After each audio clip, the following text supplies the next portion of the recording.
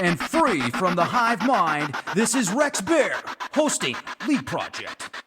The Leak Project was created to offer awareness and information not found in the mainstream news. With over 90% of the world's media controlled by only 6 enormous conglomerates, many people today are looking for more accurate information. The Leak Project offers a refreshing approach to the brain drain media. Check back daily for new content as we thrive to bring you the cutting edge in news, current events, on-scene video footage, interviews, and most importantly, the truth. All right. Tonight's guest is Barbara Lamb. Barbara Lamb is a regression therapy specialist, having trained for several years. She is also a member of the Association for Past Life Research and Therapies. In 1991, Barbara began working with ET experiencers, people who have encountered extraterrestrial beings over one time. She has counseled and conducted regressions with more than 780 of these people, totaling at least 3,000 regressions. 25 of these cases are included in her new book, Alien Experiences, a collaborative work with writer and illustrator Nandine Lalek. She's a teacher in UFOlogy, Department of Online International Metaphysical University. Barbara, thank you very much for joining us tonight. How are you doing? Oh, fine. I'm glad to be with you. Great to have you. It's great that you're doing a program on disclosure because there's so much going on that, is sort of hidden away officially from us, and yet it's real, and I think it's very healthy and very good for people to know about these things. I sure do too. Even growing up as a kid, I've always been fascinated with outer space and UFOs. I talked to people about the Sphinx on Mars many years ago, and they looked at me like I was crazy, and now I can show them pictures of it. So something to look at. Who knows what it is, but it's interesting that you say that, Barbara, because on CNN last night, there was actually a program on CNN of all media outlets of extraterrestrials and UFOs. And one of the people with MUFON was actually on there, and they spotted a whole bunch of UFOs, and they were showing it on, national news. So it was quite fascinating. Times are definitely changing. That's great. Yes, I don't ever see CNN because I don't have time to watch television, and therefore I don't subscribe to cable. So I do miss some good things occasionally. Well, good for you. I do my best to stay away from TV also, but I've been traveling and I was kind of stuck in a hotel room, so I did have a few minutes to turn on the TV. CNN is one of the last channels I usually watch, but when they had that episode, it was quite interesting. So, yeah, so let's jump right in, Barbara. I mean, you are a master hypnotherapist. You've been doing this for years. If you wouldn't mind first explaining to our listeners what hypnosis really is, what regression does, and how you have actually trained for it, if you would, please. Okay. Well, first of all, I'd like to say that I was licensed way back in 1975 as a marriage and family therapist. So I've been a psychotherapist all along and still am.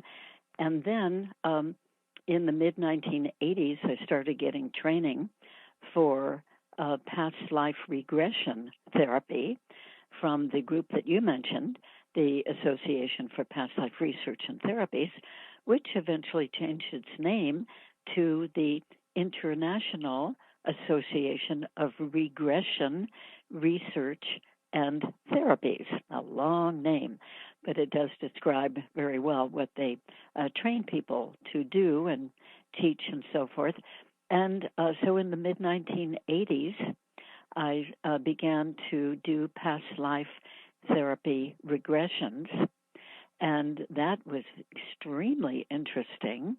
And the reason that I went into that part of the work is that I had been traveling, notably in Egypt and in Peru in the earlier 1980s, and I was having what I later called spontaneous past life recalls.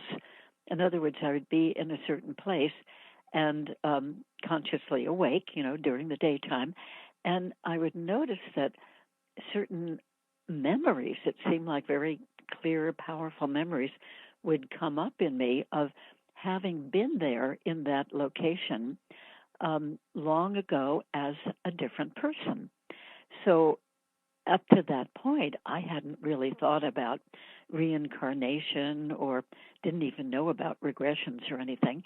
And but I kept thinking more about now, could it be possible that we really have previous lifetimes, and maybe even many of them, as people who are very different than ourselves? For instance, I was an Egyptian man in one of these recalls, and I was a black African native man in another one, and I was a Peruvian young man in another one. And, I began to really wonder about this and think that there must be some way that this could be used therapeutically to help people, particularly when these recalls came up with strong emotion. And fortunately, I heard about the Association for Past Life Research and Therapies, and that they were offering a conference, which I went to, was very impressed with the therapists who were doing this work. And then they were offering training. So I, at that point, 1984, began 5 years of intensive training to be a regression therapist. So over all these years, I've regressed a few thousand people to previous lifetimes, and it's been done for a serious purpose, to find out the source of a problem that they might have, or a belief that was really strong and was getting in their way, or maybe the source of fears or phobias and so forth. So I found it a very helpful therapeutic modality. And then in 1991, people started coming to me, to my amazement, by the way, who wanted to find out the details in regression of encounters that they were having with very unusual beings, whom we call extraterrestrial beings. So since 1991, I've regressed more than 1,100 people to details of their extraterrestrial encounters. And many of those people have been able to come quite a number of times if they live close enough to me in Southern California. And so some of them have had 40 or 50 or 60 regressions, each one to a different extraterrestrial encounter. So it's a lot of information that's come forth, from doing this work. I am everlastingly, absolutely fascinated with it. So I'll go back to answer your question now about hypnosis. Hypnosis is a very simple thing, really. It's just helping somebody to get into a nice state of very deep relaxation. And the testing on these things have shown that when a person is being hypnotized, they go from the ordinary awake conscious state that we're in so much of the time when we're awake, and that's the beta state of brainwave activity. And then when a person gets more focused or really sort of lost in what they're focused about, they go into what we call the alpha state of brainwave activity. And alpha state is something that you and I and everybody experiences many times every day. For instance, when we're just waking up in the morning and we're, just coming out of sleep and we're barely conscious, that's the alpha state. Likewise, when we're going to sleep at night, we're in that alpha state as we're sort of drowsing off and then going into sleep. And the theta state is even a deeper state of relaxation where we're barely aware of anything going on around us. And we're very concentrated on whatever that is that we're focused on in our minds. And when we get busy, any of us, on the computer or reading a book and we're just lost in it, just totally focused in it, we might not even notice somebody else coming in and out of the room. That state of concentration is the theta state. And then there's even a deeper state that we can get into, which is not exactly sleep, but it's like a very, very deep meditative state, and that's called the delta state. So hypnosis involves all of those states.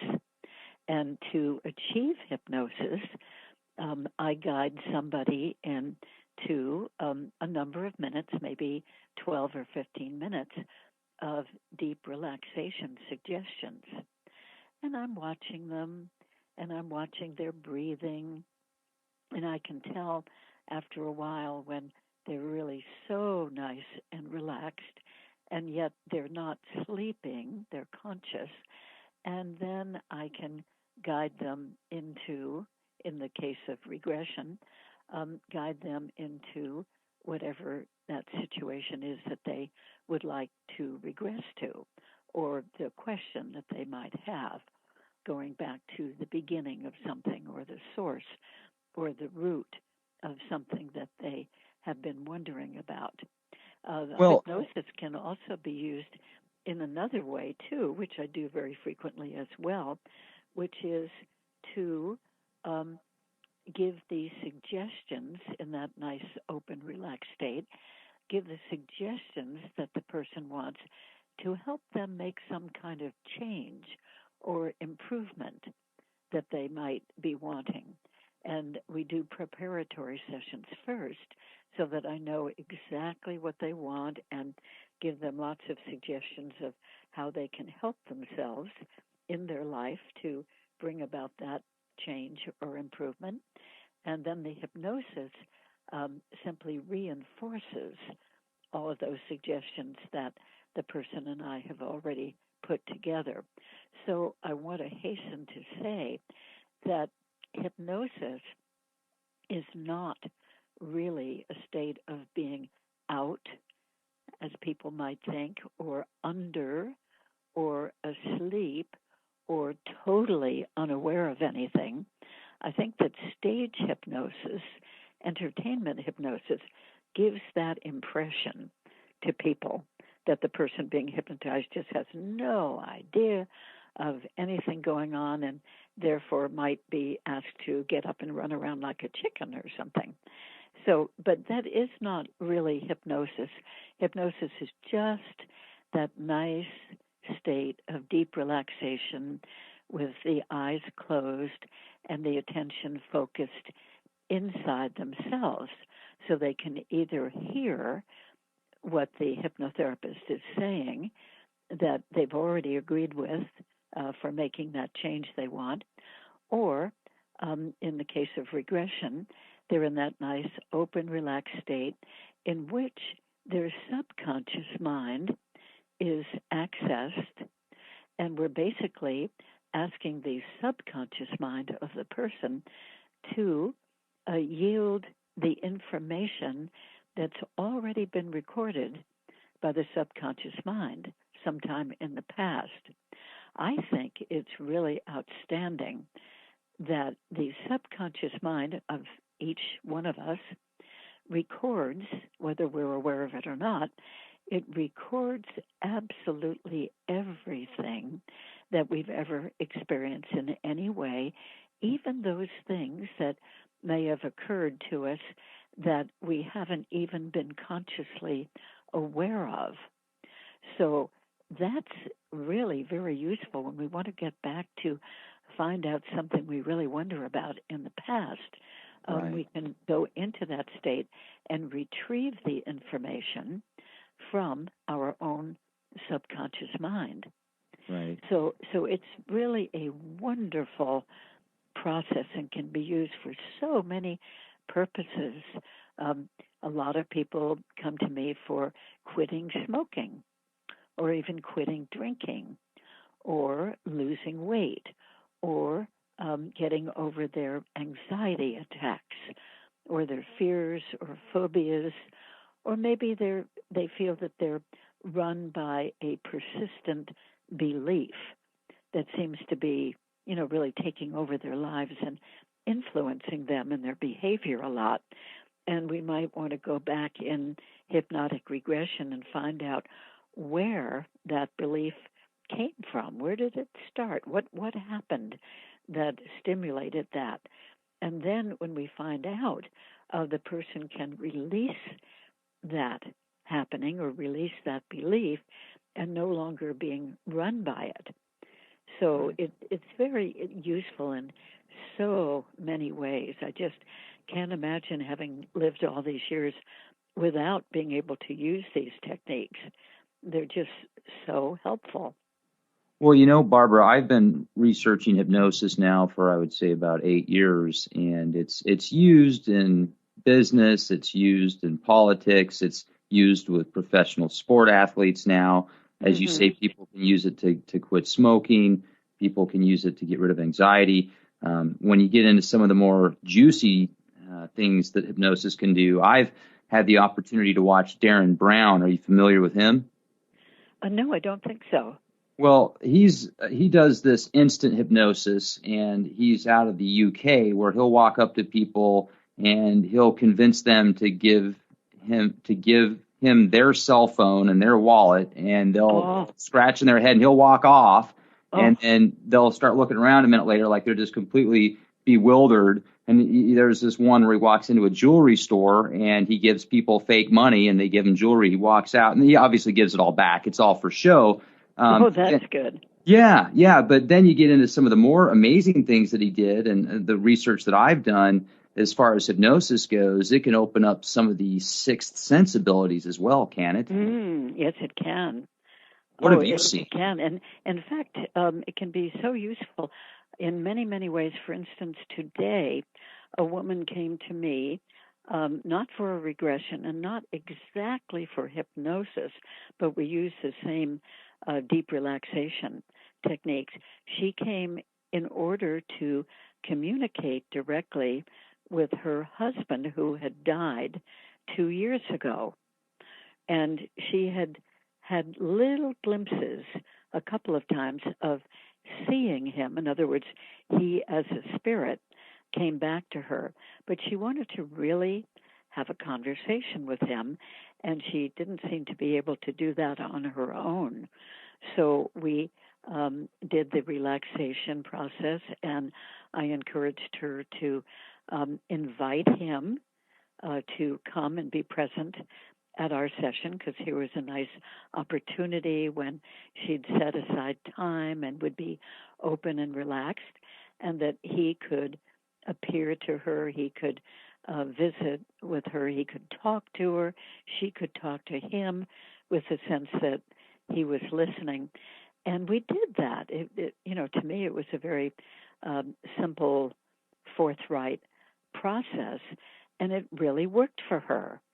And so I had suggested, and this might be interesting to people in your audience to sort of keep this in mind in case they ever want to do it, that in knowing that she wanted to communicate with her deceased husband, I suggested that a week or so ahead of our appointment time, that she sort of what I call send out a thought to him in spirit. In other words, either in her mind or out loud, she would invite him to come on that particular date and time when she would be open and receptive and wanting to have contact with him. So she had done that, and I think that helped. In other words, those people in spirit can get that message if we sincerely are thinking it or saying it, because they pay attention to us a lot more than we have any realization of. And so anyway, we did the relaxation today, and I had her picture him in any way that she could, like as if she was looking at a photograph of him at any age of his life, or picturing him from any angle or any view of him, close up, in the distance, midway, whatever. And then be calling his name in her mind, and he came. He came as a very bright light. That was what her awareness was, with her eyes closed, and a sense of presence. And then she could hear telepathically in her mind what he was saying to her, and she said what she was saying to him out loud. I could hear what she was saying, and then she was repeating what he was saying back. And it was a really lovely thing. And then in that session that we were having, while she was doing this, then she was aware that there were other spirit beings around too, and some of them were talking to her, and gradually she recognized them as her mother and her father who had died, and a brother and an aunt and uncle and grandparents, like the whole family that had already died, gathered around for this opportunity to let her know that they were just fine, and to give her messages in some case, and to let her say to them what she wanted to say. So it was really nice. And then when we were all through with the session, she said, this light was right above me, and she was lying down on a sofa looking upwards. She said it was right out there over me. And she said, did you turn on a light or bring a lamp over or anything? I laughed and said, no, I just stayed in my chair. I didn't do a thing.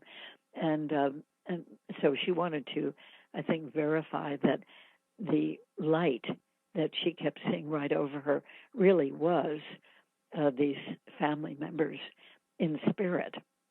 And so that's a really nice thing that hypnosis can be used for. That's quite incredible. And Yeah. for the skeptics out there, what would you say to those that might think, hey, that's an incredible story, but it's just in their imagination? Well, people can say that about just about anything, especially anything that's a bit unusual or paranormal. And I've heard so much of that. And but for the person, I think this is where the proof of the pudding lies. For the person, it is so real, and it really affects them in a lasting way, a very positive way, and they don't think that imagination would have that kind of effect. So it's very subjective, that's true, but I think as a therapist that when something like that makes such a positive difference and the person has the sense of knowing that it's real, knowing that it's true, that is really worthwhile. And if any of those skeptics would ever have an experience like that themselves, I think they would no longer be skeptical. They'd say, wow, I just didn't know that. In fact, this is how I started on these sort of paranormal, unusual things back in 1968. Way back then, as a young woman, I had just moved to California from the East Coast, and I was sitting one night with my children in bed and my husband away, and I was just sitting reading a magazine, and I was very open, very relaxed, not really thinking about anything. So this is the relaxation element that I'm mentioning yet again. And in that relaxation, I suddenly felt as if somebody had come into the living room I was sitting in, but I hadn't heard anybody come in. I just felt a sense of presence. And I looked up, and across from me in the living room, probably about 8 feet away, in an easy chair, was sitting my favorite aunt, who had died 2.5 years before that evening. Now, I had previously had no understanding about things like that at all. I was one of those skeptics and thought, there's nothing like that. There aren't any ghosts. And I don't believe in things like that. I don't even know about life after death. But when my favorite aunt was sitting there looking three-dimensional, technicolor, with the clothes, her favorite dress that she used to wear, her favorite pin, her ring, her silver-rimmed glasses, her shoes that she wore, sitting just the way she used to sit when I was growing up and she'd visit. I was absolutely stunned and amazed, and I kept thinking, well, that means that she's a ghost, but there aren't any ghosts. I know there aren't. And so what is this? How can she be here? And how can she look so good and healthy and alive when I know she died? So I was really befuddled and quite anxious, actually, and just because this was so startling and new. And I was telling myself repeatedly, don't worry, don't be scared. This is benign. She's safe. She's pleasant. She's looking at me lovingly. There's nothing threatening about this. But still, because I hadn't thought anything like this could ever happen, I just found my heart was beating a mile a minute, and I was really feeling delighted on the one hand and very anxious on the other. And so, because I just didn't realize that these things could really happen. And finally, my heart was beating so fast that I thought I might have a heart attack. I wasn't feeling any pain, but thought, how fast can my heart be beating and still be okay? And so I shuffled my magazine and uncrossed and recrossed my legs and shifted my position. And then I looked back at where she had been, and I didn't see her anymore. Now, she might have still been there, but I shook myself out of that state of relaxation where I could actually see her in the first place. And I must have sat there for a full hour or so, just in stunned silence, going over and over it in my mind and thinking, how could this be? I just don't understand. This doesn't make any sense. Did you tell anybody about it? No, not for 4 years. And I just kept it inside myself. I just was afraid that if I did tell somebody, like tell my husband, that he might say, oh, it's just your imagination, or you were having a hallucination, or you were dreaming, when I know it was real. So I just didn't want to hear that sort of thing. And I certainly didn't want to hear anybody putting me down for it. But 4 years later, I noticed in our little local newspaper that very afternoon that I was reading the paper, that there was going to be a seminar called The Naturalness of the Supernatural. And I thought, oh, that sounds interesting. And it was being conducted by a woman whose book I had read years ago, and about seeing her husband leave his body at death, leave as a spirit form. And so I thought, wow, this woman has always sounded so wonderful to me. And she saw her husband's spirit leave when he died, so she must know what she's talking about. So I went to the seminar, and that's the first time that I put this experience I had had into words out loud.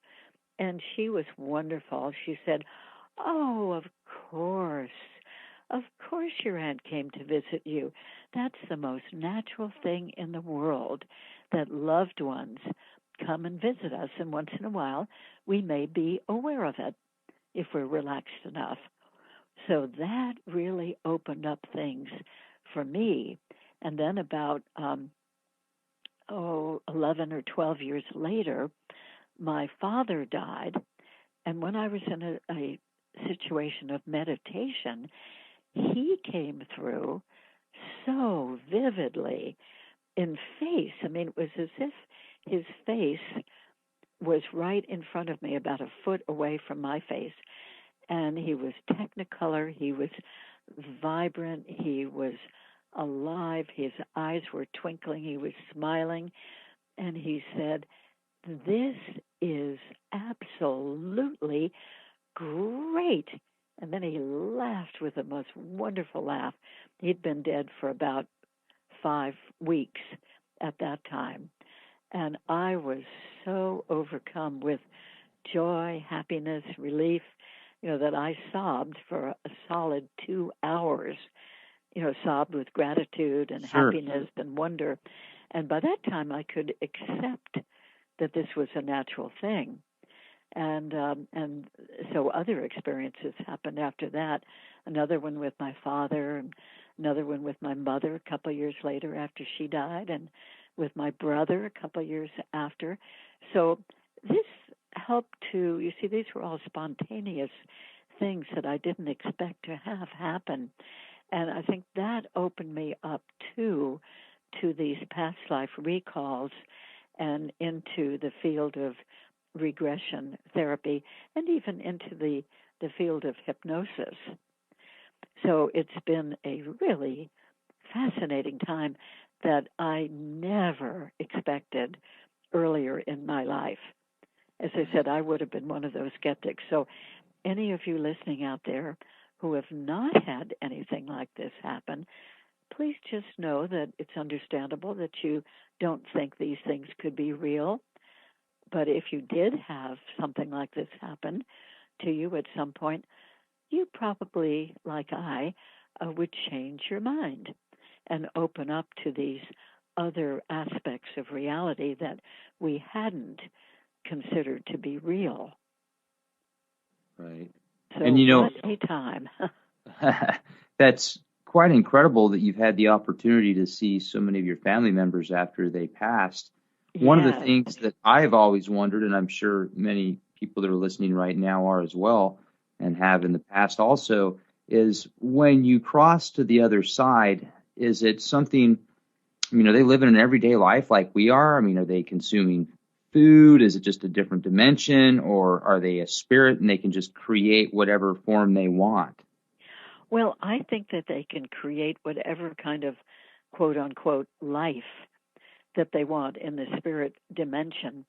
And then, well, one of the things my father said on the second spirit visit was that he was enjoying traveling around the world, and it was so easy. He said, wherever you want to be, you just instantly are there as you're thinking it.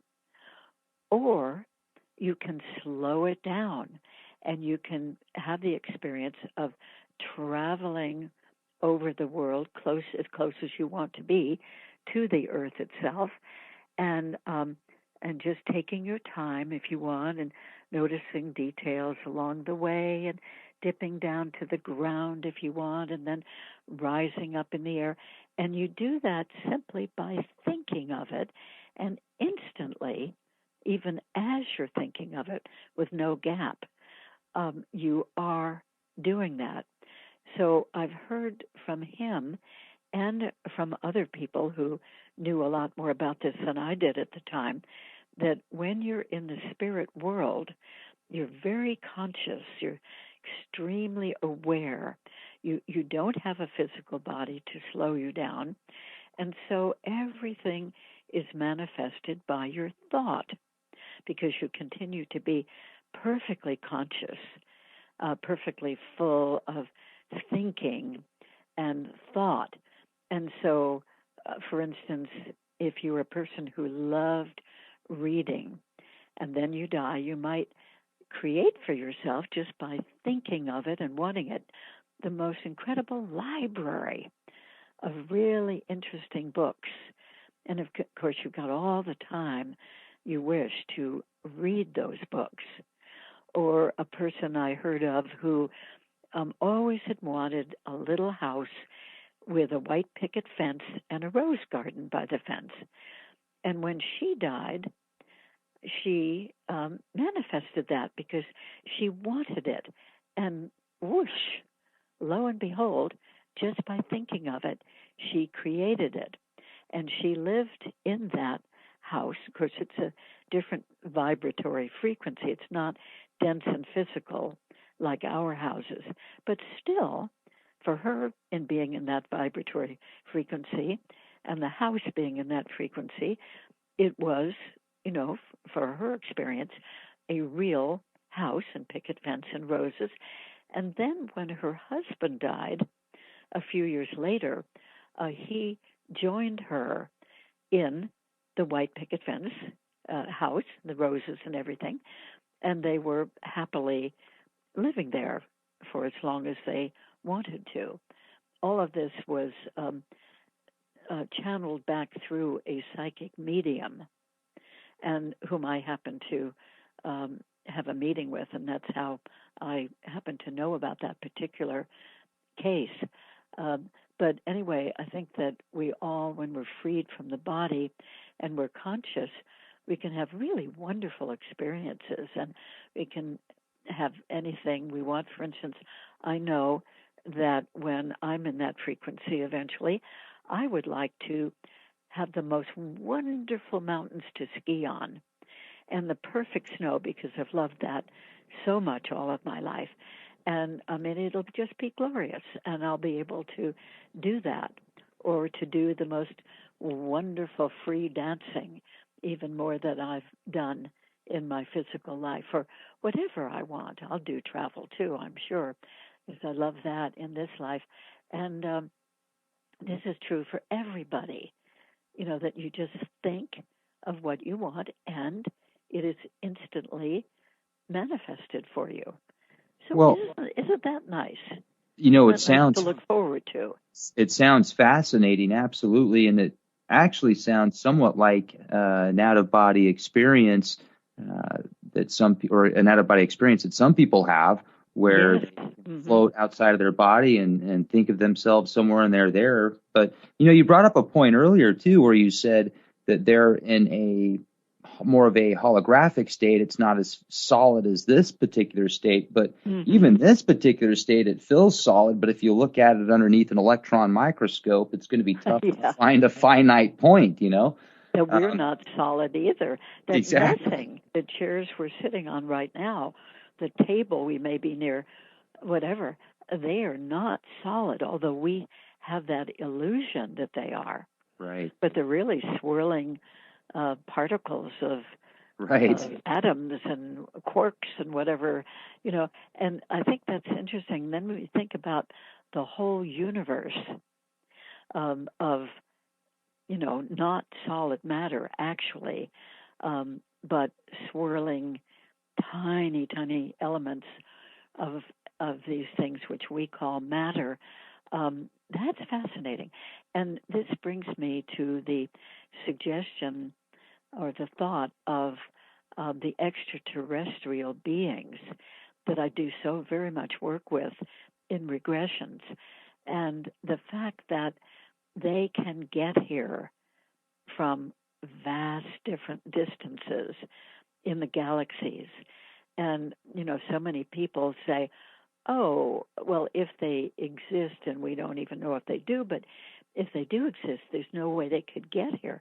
I think even Carl Sagan, wonderful sage that he was, had that thought, that belief that maybe extraterrestrials exist. In fact, I heard him give a talk once in which he said the cosmos is just teeming with billions of life forms. But he also believed, I think, that they couldn't get here because the distances are so vast. But in my experience, and all these 1,100 people whom I've regressed to experiences, and many others who've had ET encounters, they do come here. At least quite a number of different types do come here and have these personal one-to-one visits with certain people, many billion people, I think millions of people. Actually, it's been figured And they do it because they have a different understanding of physics. They can travel in a whole different way, and perhaps they've discovered portals and wormholes between galaxies and even between dimensions. So some of them seem to be much more physical, and they still get here, and some of them seem to be more other dimensional, and they get here too. So it's really quite fascinating to me, and I think extremely possible. In fact, I think it is a reality.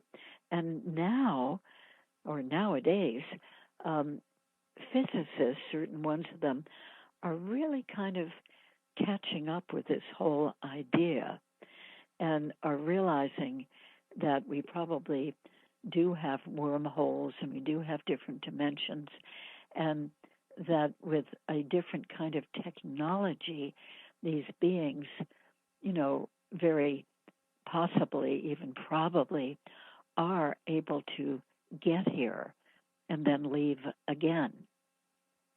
So we are living in such an exciting time because these discoveries are showing us that many of the things that people have sort of scoffed at, and the skeptics especially, that they really are true. That the more and more is coming into the realm of possibilities and likelihood that many people would think, oh, no, that couldn't possibly be. So we're stretching our understanding of things. We're stretching our paradigm of what reality is. I'm excited that more and more people in astronomy and physics are considering, or actually believing now, that we are in a multi-dimensional reality, that we're here in the third dimension, and our bodies are 3D as well as everything else around us. But that's only one dimension of many.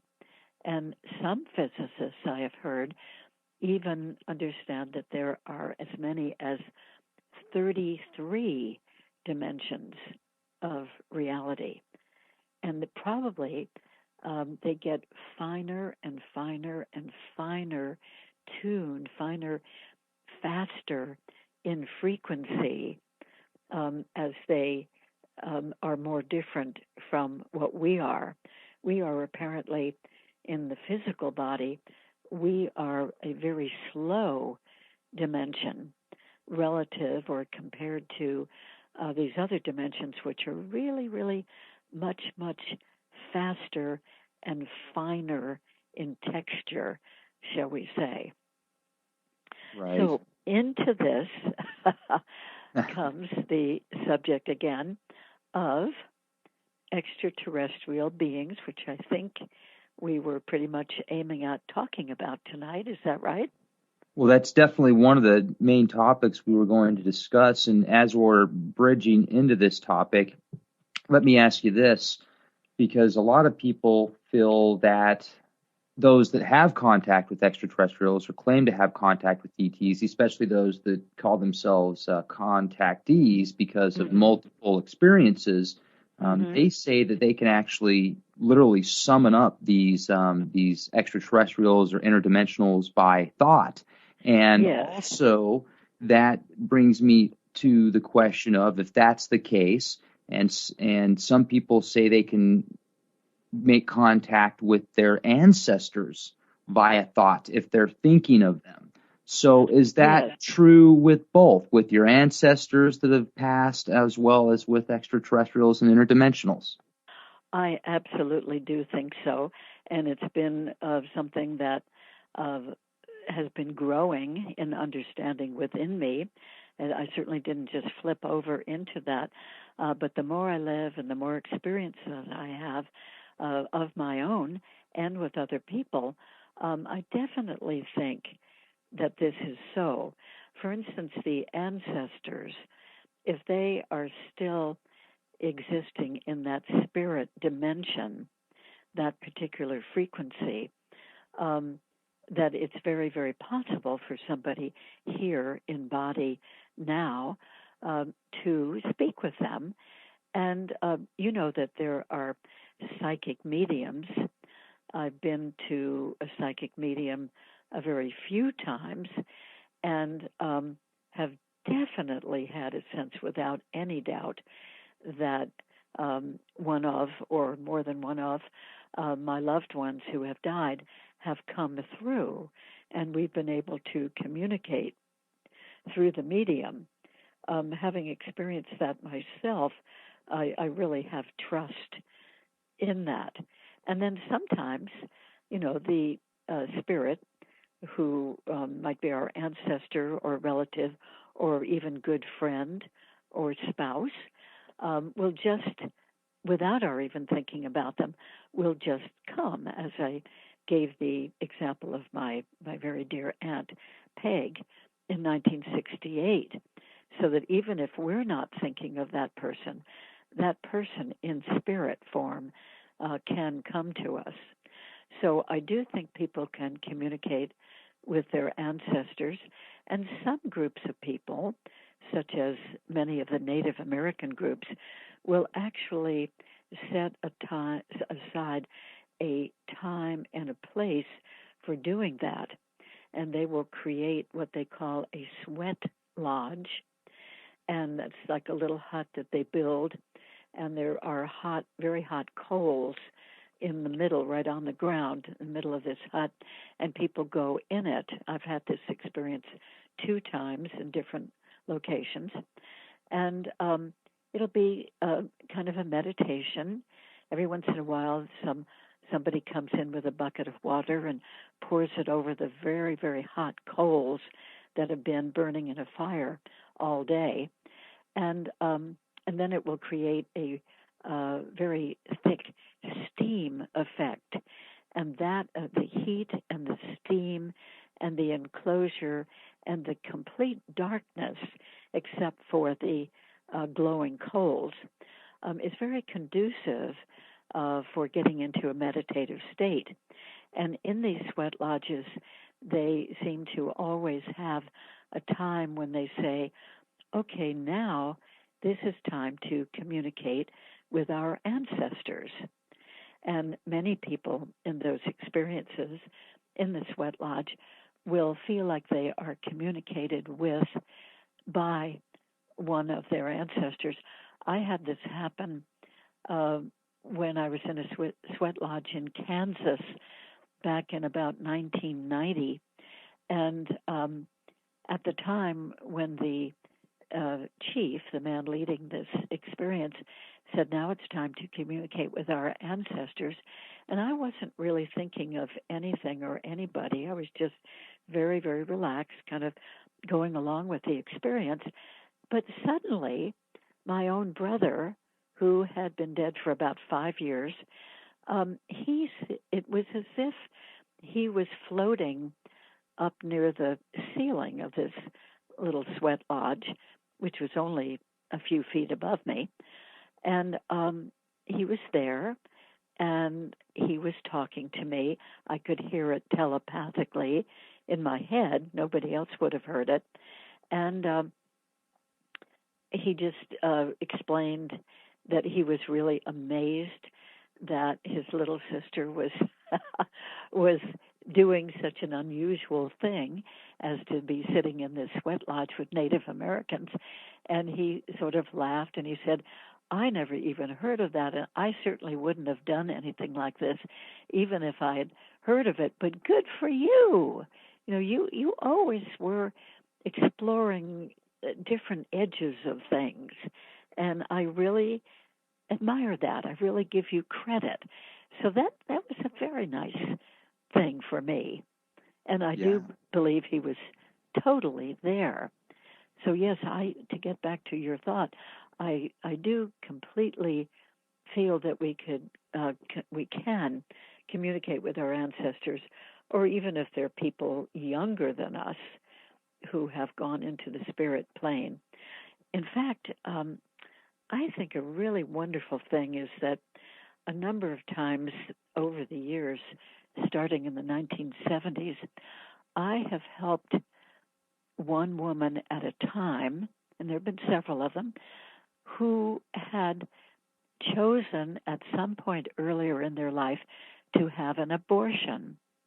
And they always, since having the abortion, had felt uneasy about it, sort of guilty about it, and wondering what happened, to the little embryo or fetus that they had aborted. And so in these experiences, this kind of goes into the deeply relaxed state or sort of hypnotic type of state again.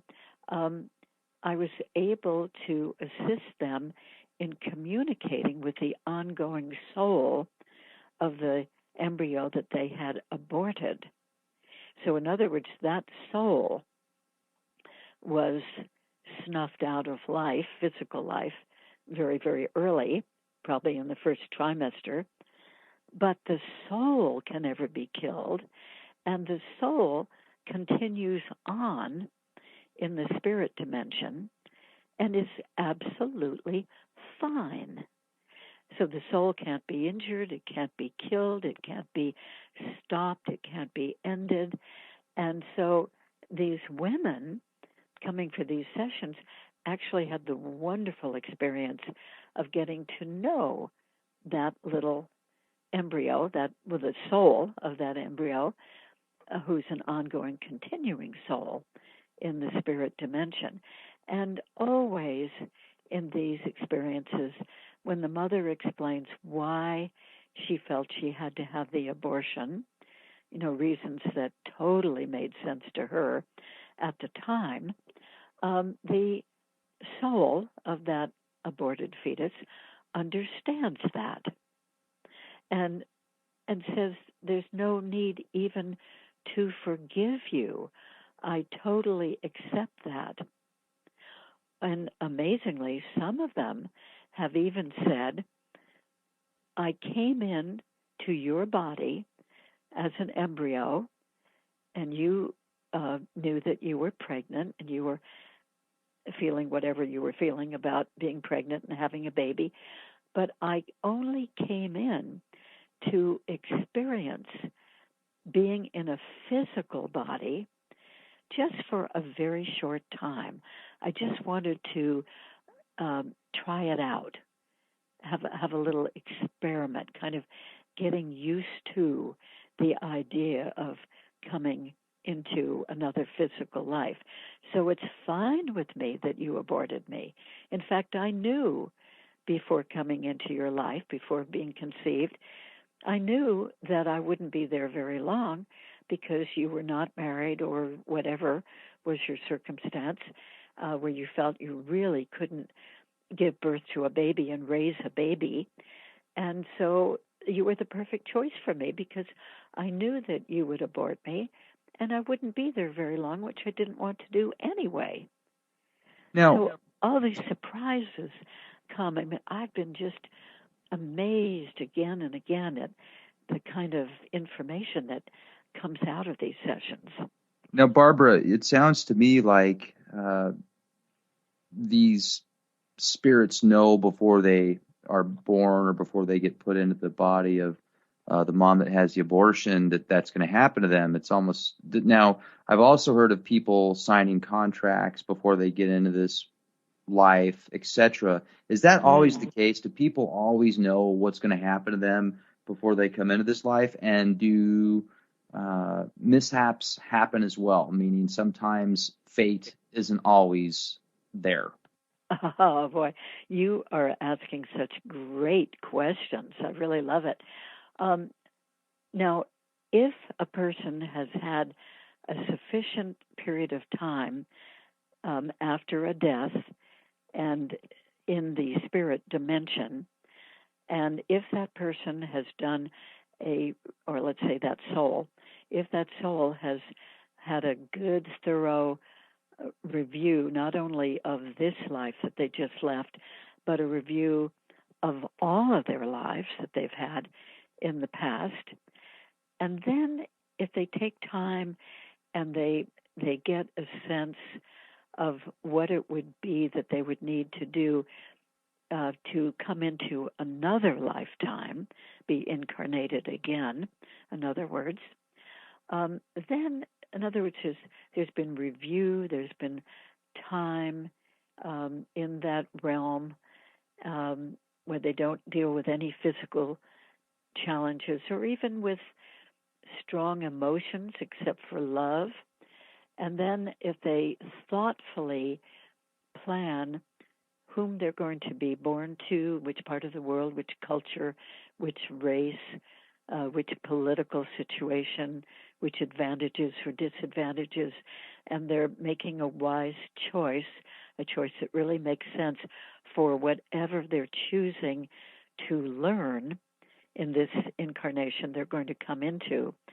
In that whole situation I've just outlined, then they know pretty much like a broad outline of what they're coming into and why they're coming into the lifetime, and also what are the major themes that they are choosing to learn about through experiencing various things when they're here in a human life.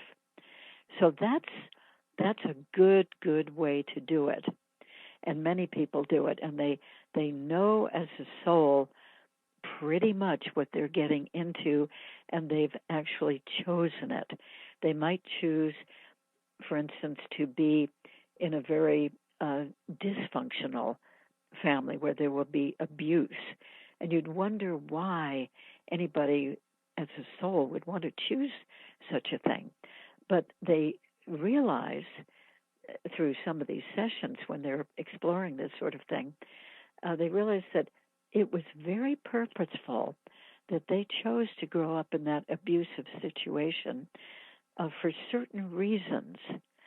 For instance, some people will develop so much sensitivity about other people's difficulties and problems that they'll grow up to be one of the many kinds of really effective helpers of other people.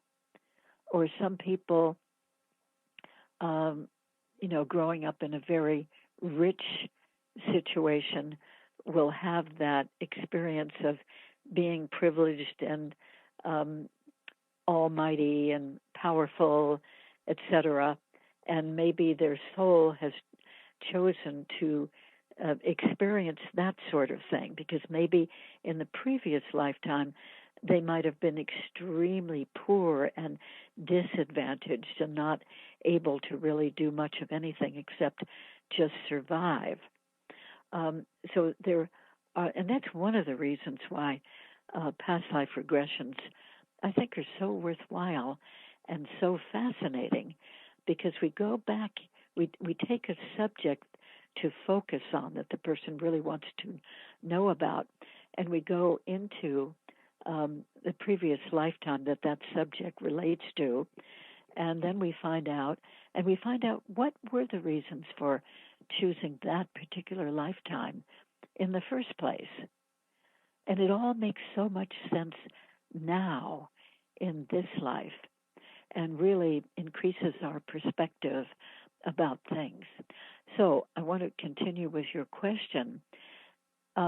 Another whole thing can happen if somebody dies very, very quickly and suddenly, like, for instance, a young man getting shot and killed in war, or somebody dying suddenly in a car accident or a motorcycle accident, and it was never expected by that person or by anybody who knew him that he'd be leaving this life so soon. Sometimes those people who die very suddenly and unexpectedly and at a young age, they may decide, I just want to get back into life as soon as possible. I was chopped off. That's not fair. I just want to get back. And they will choose to reincarnate in almost anybody who's wanting to have a child. and is ready to conceive, or maybe a couple who is already conceiving. So you see, they wouldn't have had that review of this life or the past life review, or they wouldn't have done the planning and choosing of what to come into this lifetime for. So that often doesn't really work out too well. Well, and Barbara, you know what I wonder? If it's so amazing in the next life when you get past this veil and you can just imagine wherever you want to be and you can see the details, you could be in any part of the world at any given time just by thought. Why would some people want to come back?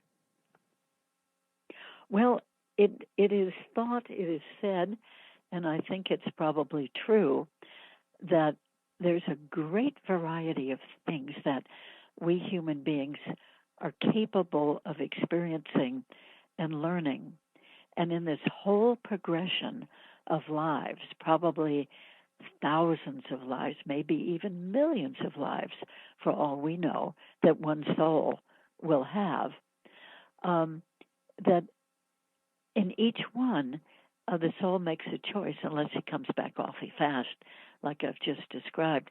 But normally, he describes, okay, this time or last time I've experienced extreme poverty. This time I'll experience something different to learn what that is like. Or last lifetime, I was such a goody-goody person, and I never made any waves, and I stayed quiet, and I behaved myself, and I was completely ineffective, but I was considered nice. So now, in this lifetime I'm going to go into, I'm going to experience something really different. It helps to grow the soul to experience a lot of different things, including the opposite characteristics. So this lifetime, I might choose to come in and be a tyrant or a dictator or a strong ruler of a family or head of a mafia family. I want power. I want to experience what power is like. And maybe I even want to experience what being cruel is like. I'll play that part for this particular lifetime because I've never played that part before. I'll see what that's like.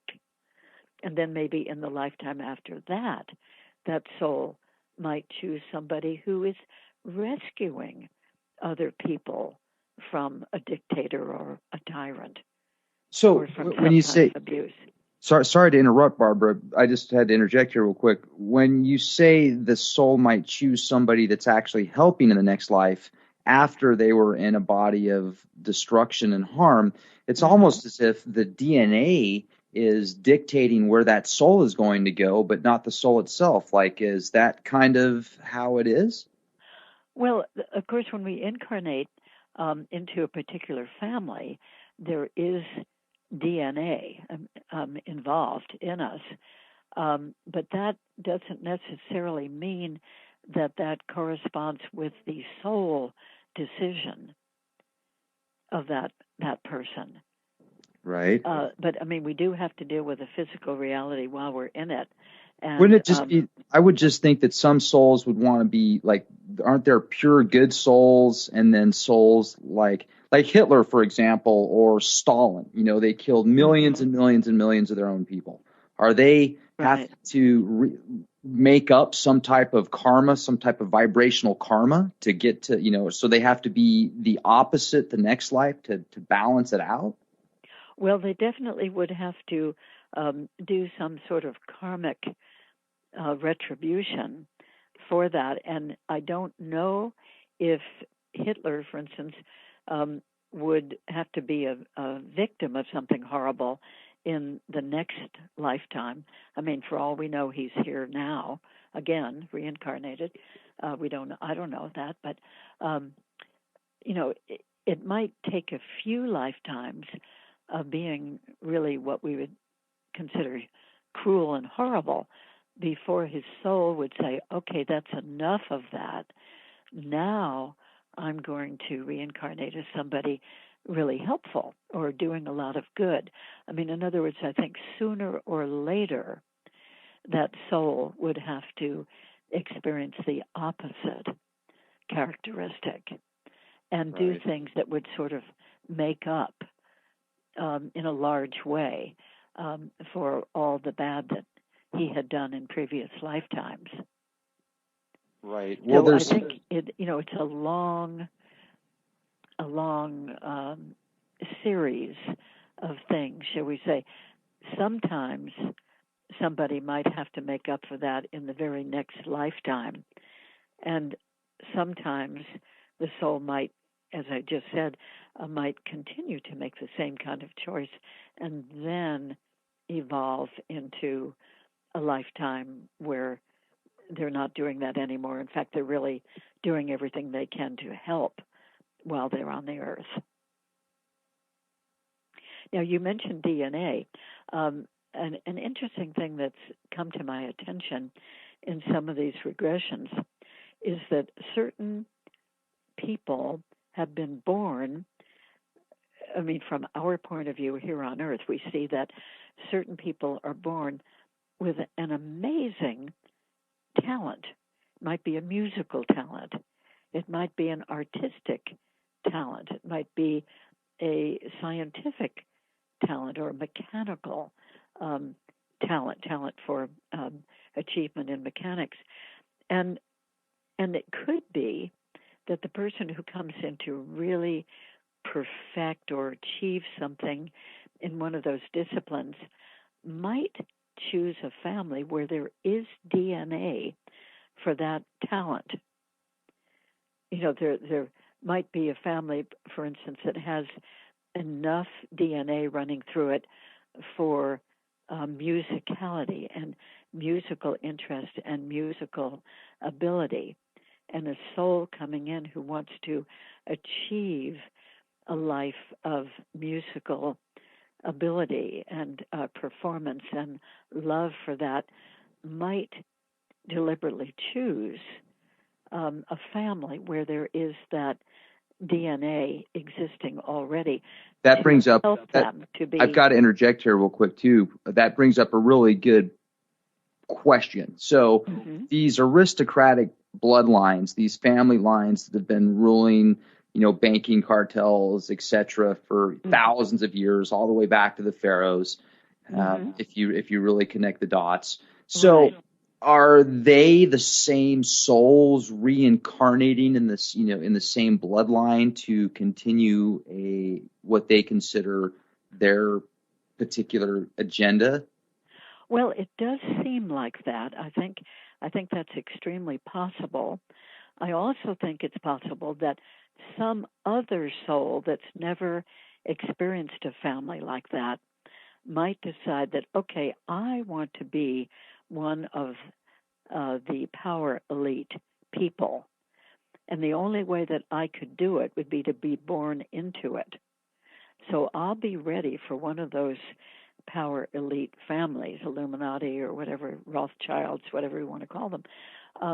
I will be at the ready that when one of those couples in that family line are getting together and they want to have a baby, I will reincarnate into that baby or into that embryo or fetus, depending on exactly when the soul goes into it, so that I will be guaranteed to have the opportunity of being that type of person because I want to experience that. Okay. And there's, approximately 7 billion people on the earth right now. And I've heard people say that some of the souls on earth right now are from different galaxies and different solar systems. Are there endless souls? Are the amount of souls infinite? Or is there a finite amount and you possibly have the number? Wouldn't it be nice if I did? I'm honored that you even thought that I might. No, I don't know, and I really don't think anybody in any planet or galaxy would know that unless somebody is so clairsentient that They just know everything about everything. But and it's a very, very interesting question. Now, one thing that is extremely fascinating to me, and I never knew it existed until I came across it in regression work, that sometimes we find that people who are living here on Earth as human beings in the current lifetime, that they had previous lifetimes living on another planet as one of the extraterrestrial species. And one woman I worked with quite a number of times in regression over a period of maybe 3 or 4 years, and she came for a lot of regressions. We went back to lifetimes when she was an extraterrestrial on a particular planet. I don't think we ever got the name of the planet, but she was able to describe it quite well. And she was particularly interested in the mental functions of the extraterrestrial beings on that planet. She was one of those extraterrestrial beings. And there was a certain amount of consciousness development that they were doing. And she, over a period of time, was aware that there was another planet with a different species on it, and they were doing even more things with expanding their consciousness. And she became intrigued with the thought of that. So she died, and then when she reincarnated as one of those other beings on that other planet that she'd heard about. And then she had several lifetimes. We did several regressions, and a different lifetime came up in each one of those. And over the period of those lifetimes, that species was really exploring, all kinds of different aspects of consciousness and different reaches of consciousness, different ways of knowing things. They were doing things like what we would call remote viewing, remote sensing, remote influencing, remote knowing. And then in one of those lifetimes, when she realized that they were developing a consciousness which we could call group mind, in other words, every member of that species of intelligent beings would be thinking the exactly same thing at the same time. So they were all a group, individual bodies, but all with the same mind, same thoughts, same intentions, same actions. And sounds like the Borg. Yeah, yes. And that scared her. And she decided, after dying from that lifetime, she didn't want anything more to do with that. So she incarnated on yet another planet with a different species of being.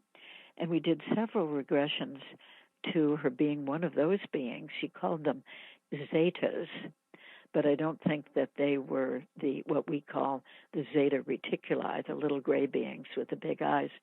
They were somewhat taller. They were gray and they had big eyes, but anyway, somewhat of a different species. And she was much more comfortable with that group, and they were, in some of those regressions, they were teaching her about healing, physical healing, and they also abducted certain human beings and put them on a table, and she would stand around the table with the several others of her that type, and they would heal this abducted human. They would work on what was called, in that species, was called the energy code point. And somehow they could tap into, in working with their hands on this abducted human man, they could detect the energy code point and somehow work with that energy code point and then heal the whole body of that person.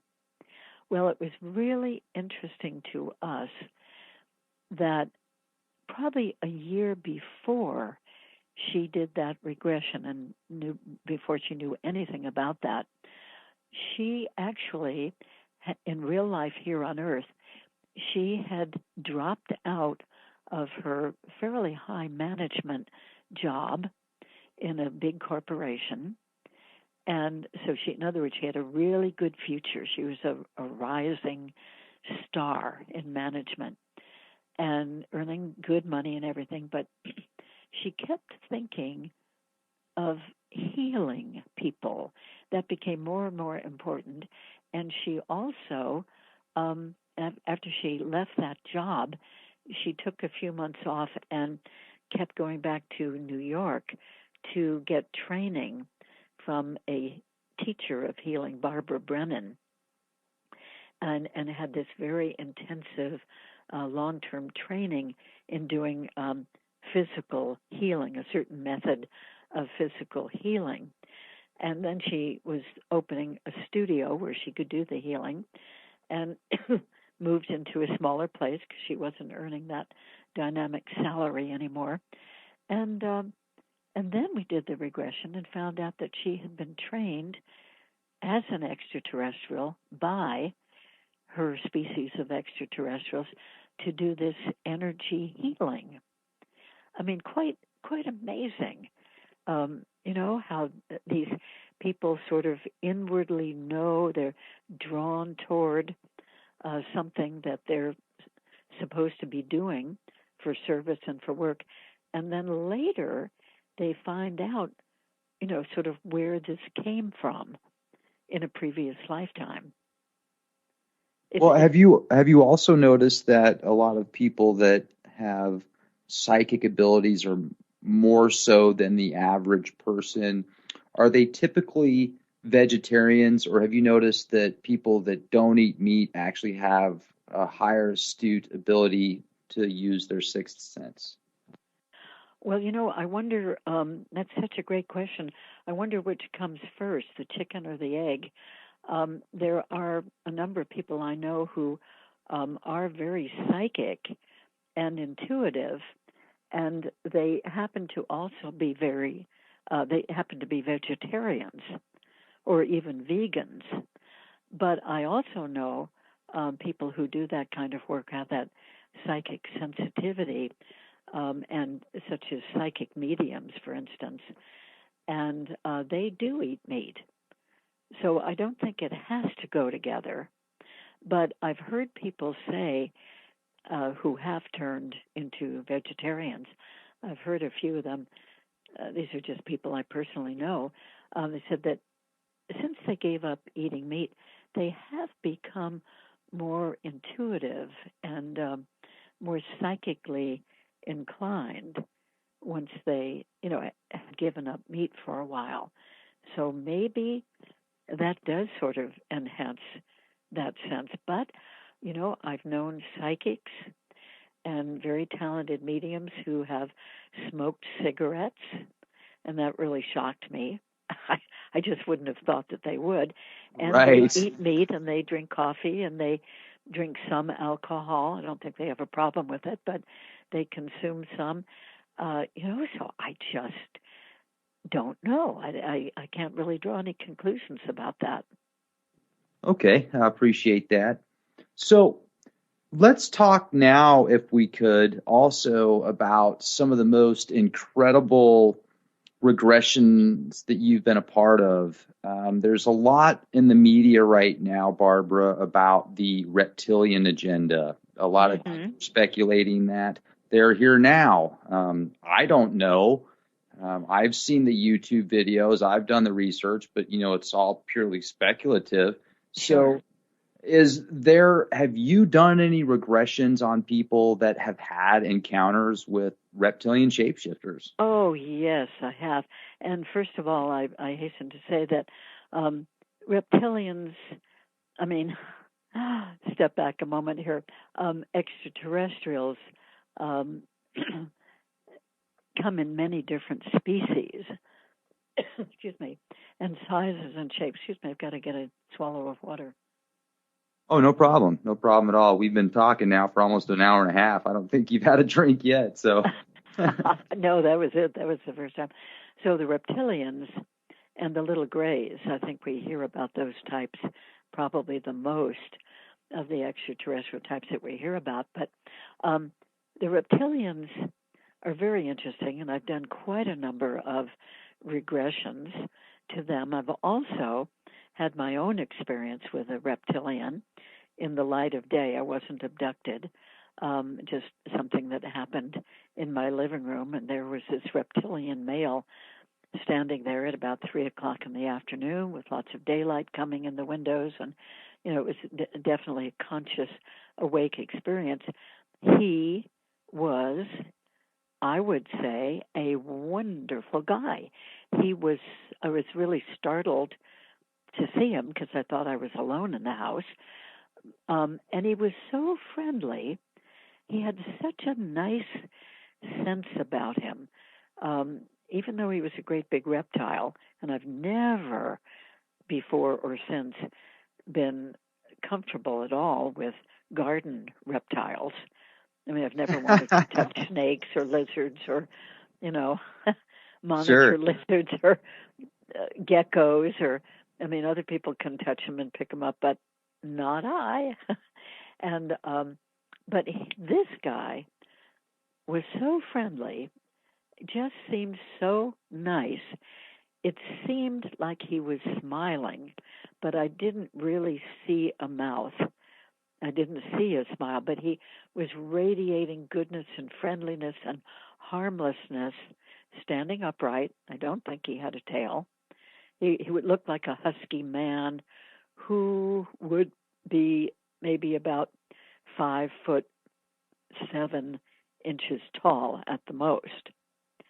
And when I saw him, as coming in from my study, and I walked right over to him because he seemed so friendly and nice, and he had his hand out for a handshake, and I took his hand with my right hand in a handshake and just held the hand and looked at him. My face was very close to his face, just a few inches away, and I was looking into these round, beautiful, bright yellow eyes, marble-like eyes, and then they had a vertical slit with a little jog in them, like a little lightning strike sort of look.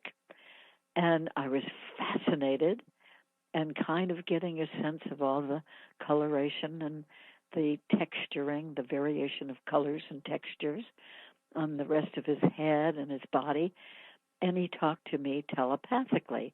Now, my conscious experience was just what I have said, and I went right over to him, shook his hand, held his hand, looked at his eyes, and I was aware of that for about 1 minute. And then poofed, he was gone. Well, I know that with extraterrestrial experiences and paranormal experiences of many types, that the person might only remember a little bit of the experience, and there could very well have been considerably more to the experience. So I had a colleague regress me, and by this time I had done, hundreds of regressions to people's experiences with extraterrestrials, including many experiences with extraterrestrial beings. So I knew that regression, was really, really helpful, and I asked a colleague to help me out and regress me. The regression showed that he stayed for several minutes, not just 1 minute, and he telepathically told me a whole bunch of things, and then suddenly it was over, and he left. He didn't leave through the door. He just blinked out, just like people see that UFOs, can be flying around and then they suddenly just poof, they just blink out. It was that sort of thing. But anyway, he was a very fine guy. He called himself a friendly ambassador to come and validate to me that all these experiences I was regressing people to really happen. In other words, the beings that people see in their regressions are truly real. They really do exist, and they really do come here, and that I can have complete trust in that as I am regressing people. And that was really helpful to me because I was completely believing these regressions as I was conducting them, but sometimes there might be a couple of weeks or even 3 weeks between regressions to extraterrestrial experiences. And, my everyday regular mind would say, gee, I just wonder if this could really be happening.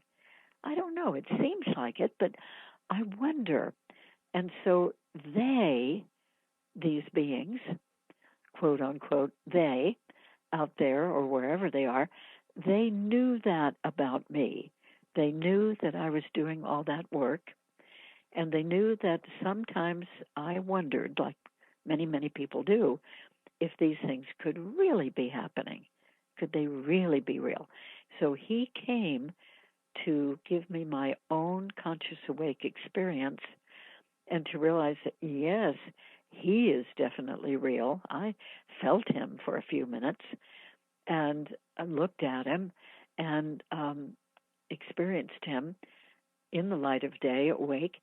And so that has definitely helped my confidence in knowing that these things, these experiences people uncover through regressions are really real. They really do happen. And could you, Barbara, sorry to interrupt. I was just hoping you could describe in detail the actual clothing that this reptile had. Did he have a weapon? Did he have some type of tools or something, gadgets with him? Oh, sure. No, he did not appear to have any clothing on. I noticed that all over his body, it was a very nice, human-looking, masculine, like maybe a gymnast, somebody who had really developed nice muscles over the years of doing a particular sport. That was definitely my impression. And it wasn't muscle-bound, but nicely muscly all over. He appeared to have a variation of skin texture, greens mostly, various shades of greens and browns and tans, sienna brown, all over his body and his face and his head. And he did not appear to have any clothing on, and he didn't appear to be holding anything. No tool, no weapon, no insignia. Now, I know that other people I've regressed have had experiences with reptilian beings who wear capes and robes sometimes, or armor, like metal armor, over their torsos, and they often will wear some sort of badge or insignia, and maybe high collars. They dress, some of them dress in a very elaborate, fancy way, but this particular one didn't have any of that. It was just him, and he had so much of that natural coloring and texturing that he was really a very interesting being to look on. Did he have horns or anything, or just no? He had no horns. With his head, he had a very slight ridge of the same color tones and textures over the top of his head, like from his forehead all around. I would suspect, I didn't look at the back of his head, but looked like it went all the way around to the back of his head, but definitely not horns. There was nothing about him that was the least bit alarming, which is absolutely amazing to me still to this day. And this experience happened probably about 12 years ago. And it's still very vividly in my mind. No, he just was here, just plain simply him, and I didn't see a mouth move, but he had a very pleasant expression in his eyes, nothing the least bit threatening. Um, I just kept thinking, what a nice guy. I mean, what a surprise, but but what a nice guy. I like being with him. I was even sort of disappointed when he left. Hmm. Yeah, but I've heard other people give different accountings. Um, some people I know, whom I've regressed a number of times, have had a lifelong experience with a particular reptilian male. And like one woman I worked with for years until she moved away and did many regressions. And she was also in my experiencer support group, which I started in 1994 and continue to this day. We'll be meeting a few days from now. We meet once a month on a Saturday night. And some of those people who started in 1994 are still coming to the group, and some of them have moved on, and new people have come in. But it's a wonderful sharing and wonderful exchange. And the people who come have to have already had one regression with me to really validate that they have been having extraterrestrial experiences. In other words, they're not just people who are very interested and curious, but they're all people here who have been experiencing. Well, that, Barbara, do you get a lot of people that pretend or make stuff up just to try and get recognition? No, I hear people asking questions about that and speculating that people do. I don't think that I have ever met somebody who did that and who wasn't really having experiences. Now, having said that, I will add that on very rare occasion, I've regressed somebody and felt that, okay, this person really did experience this. And then I will realize that that person is telling stories in my presence to other experiencers, telling stories that I think might be an exaggeration. And I get a little bit suspicious. This is rare, but it's happened with two people that I can think of, that once they know that they're an experiencer, they let their imagination sort of run with it. And so I think the only way to find out for sure if these things really happened is to do a regression to that thing that they're talking about, that story that they're telling. Oh, and another interesting thing, many people have dreams about extraterrestrial encounters. And then they wake up and they think, gosh, that was really a vivid dream. I wonder if it was a dream, or I wonder if it could have really happened. Well, a few times I've regressed to somebody to an extraterrestrial dream, and it turned out, as far as we can tell, that it was simply that, a dream, because we went back into it and nothing further occurred. So it seems like that was a dream. But much more often than that, a person will come and say, oh, I had this very vivid dream, and they'll describe the details that they remember. And if we do a regression to that dream, to that night and that dream, if it opens up into many, many, many more details, then we conclude that it wasn't really a dream, even though it started when they were in bed sleeping. That it wasn't a dream, it was an actual experience. But I think that's a very common thing, that somebody might have dreams over a period of years or even decades since early childhood, and they've finally come to the point where they wonder if they really were dreams or was this stuff really happening.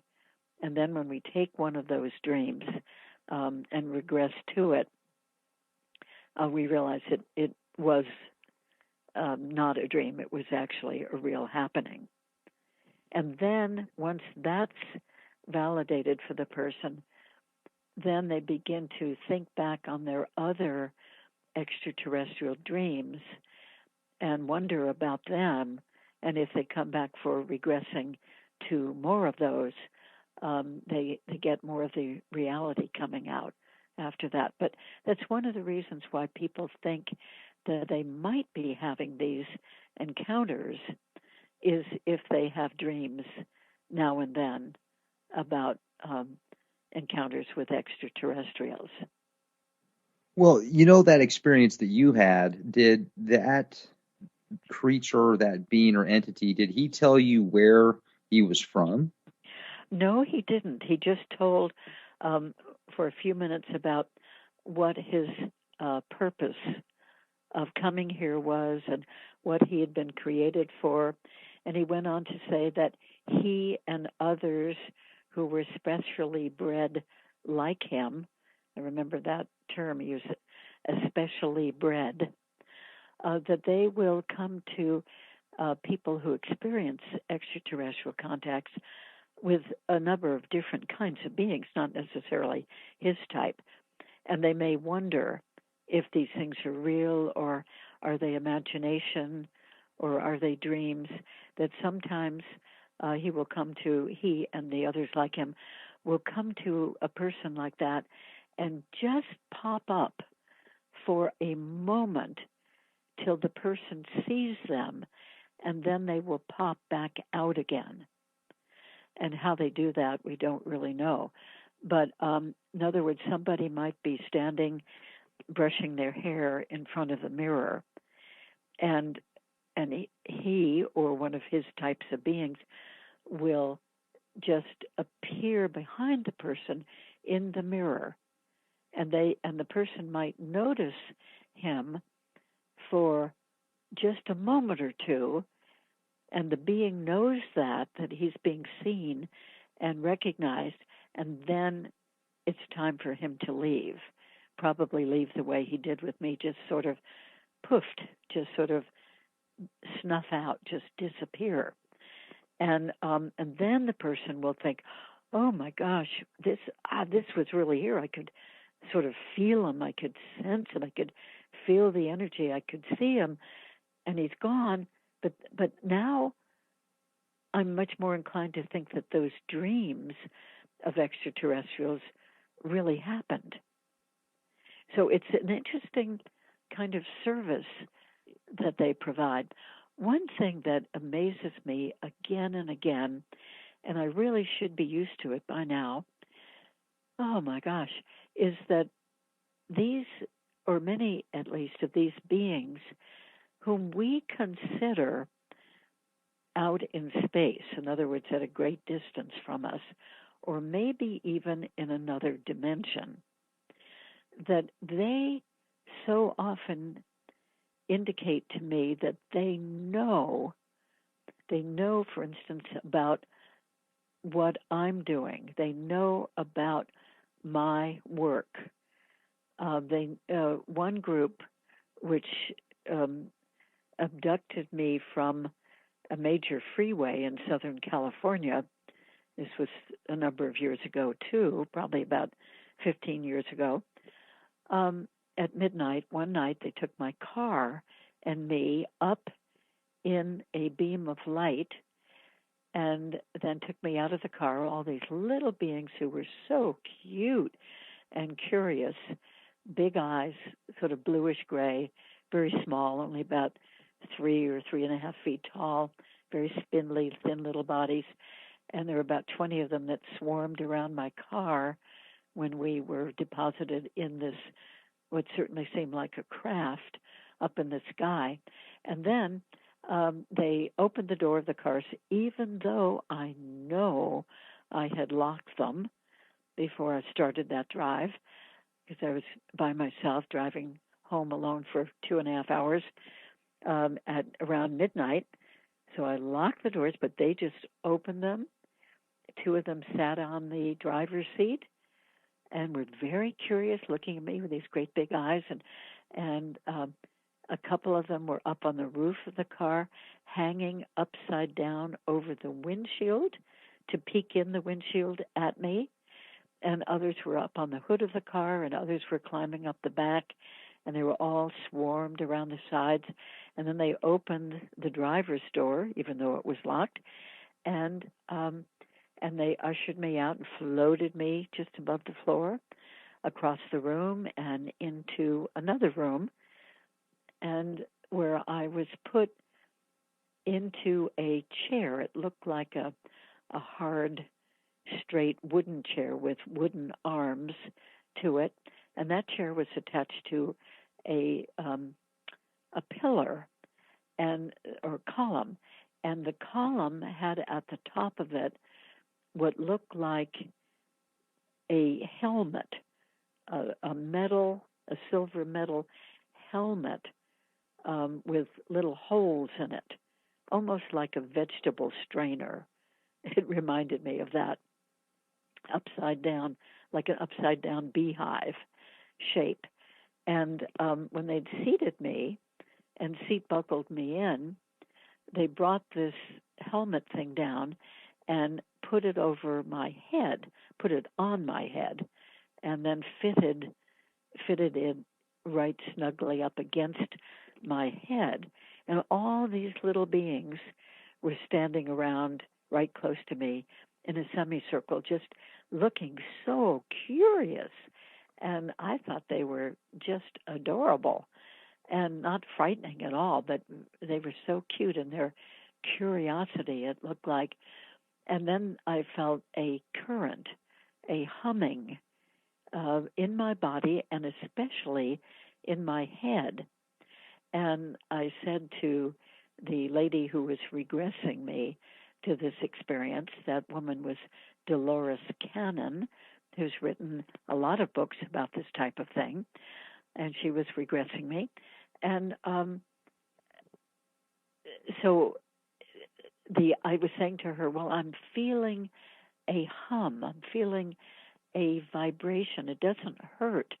I don't think it's dangerous, but I wonder what it's all about. And then I noticed that behind this semicircle of little beings all crowded in, trying to get close to me, that there was standing a very tall white being, obviously a very different species of extraterrestrials. He might have been a mantis being, but I'm not sure. He didn't look exactly like the drawings that I had seen of mantis beings. But anyway, nevertheless, and he seemed to be very tall, probably 6 or 7 feet tall, very, very white. Was he white. Did he look like a mantis, like a insect? No, he didn't. Some of the mantis beings do, but this one, well, he had a long, thin face. He had huge black eyes, but I wouldn't say that his face looked like an insect face. Didn't look like the praying mantis being face that I've seen other people depict from their experiences. But anyway, he started talking to me telepathically, and he knew my name. This is why I'm mentioning this whole thing. He knew, although I didn't know about them, but he knew from afar, I assume, about this regression work I had been doing for probably 17 or 18 years by then. And he knew that I knew a tremendous amount of information from these regressions that I had done on other people. And he wanted to know what the people that I had regressed knew about their extraterrestrial experiences before they had had the regressions. And what did they find out about their experiences and about the beings in their regressions? And he also wanted to know how the whole thing about having these encounters was affecting these people.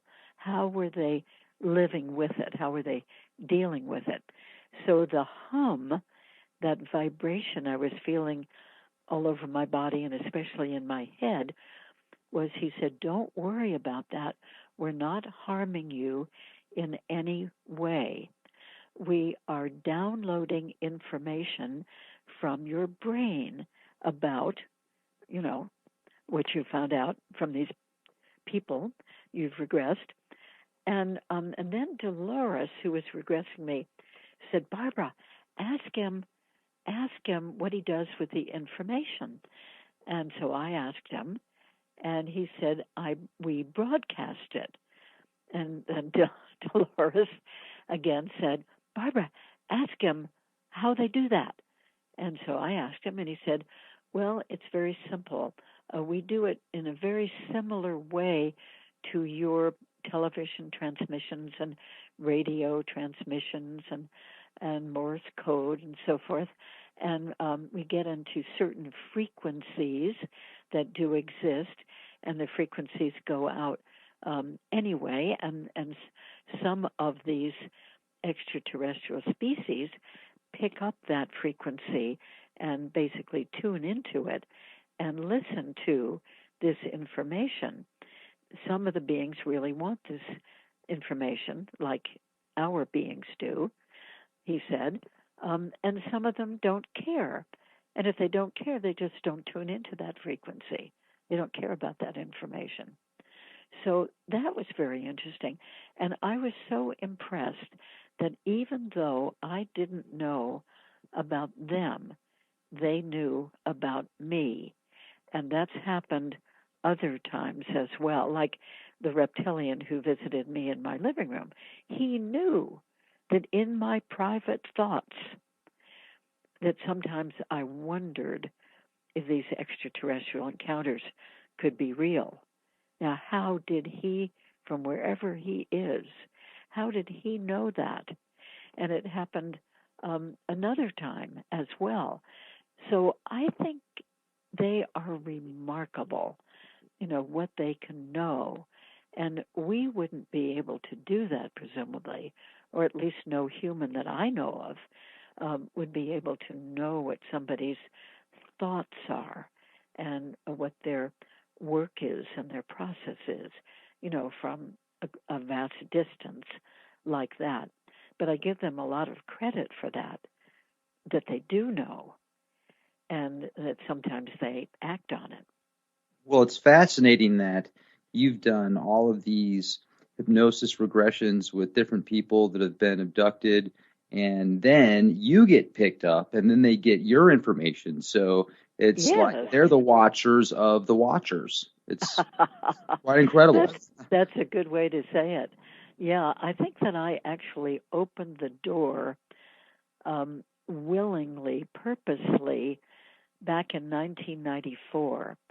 As far as I know, I had not ever had any experiences like this with extraterrestrial beings. But in 1994, I was in my fourth year of going to England every summer and researching the crop circle phenomenon.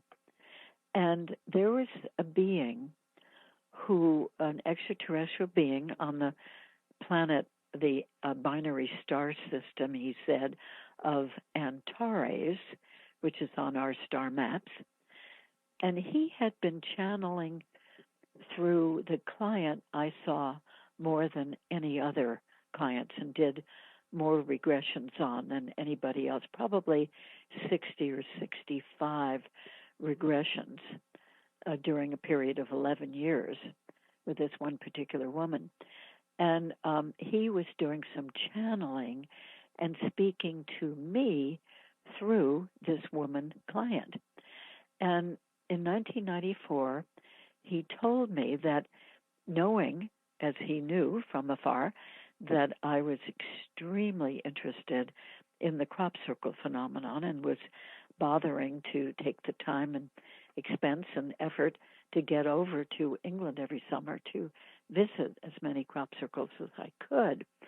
And so he said, Barbara, if you would like to go for the making of a crop circle, a real one, a genuine one, not the man-made hoax ones, but if you would like to go for the making of a real crop circle, you could do that.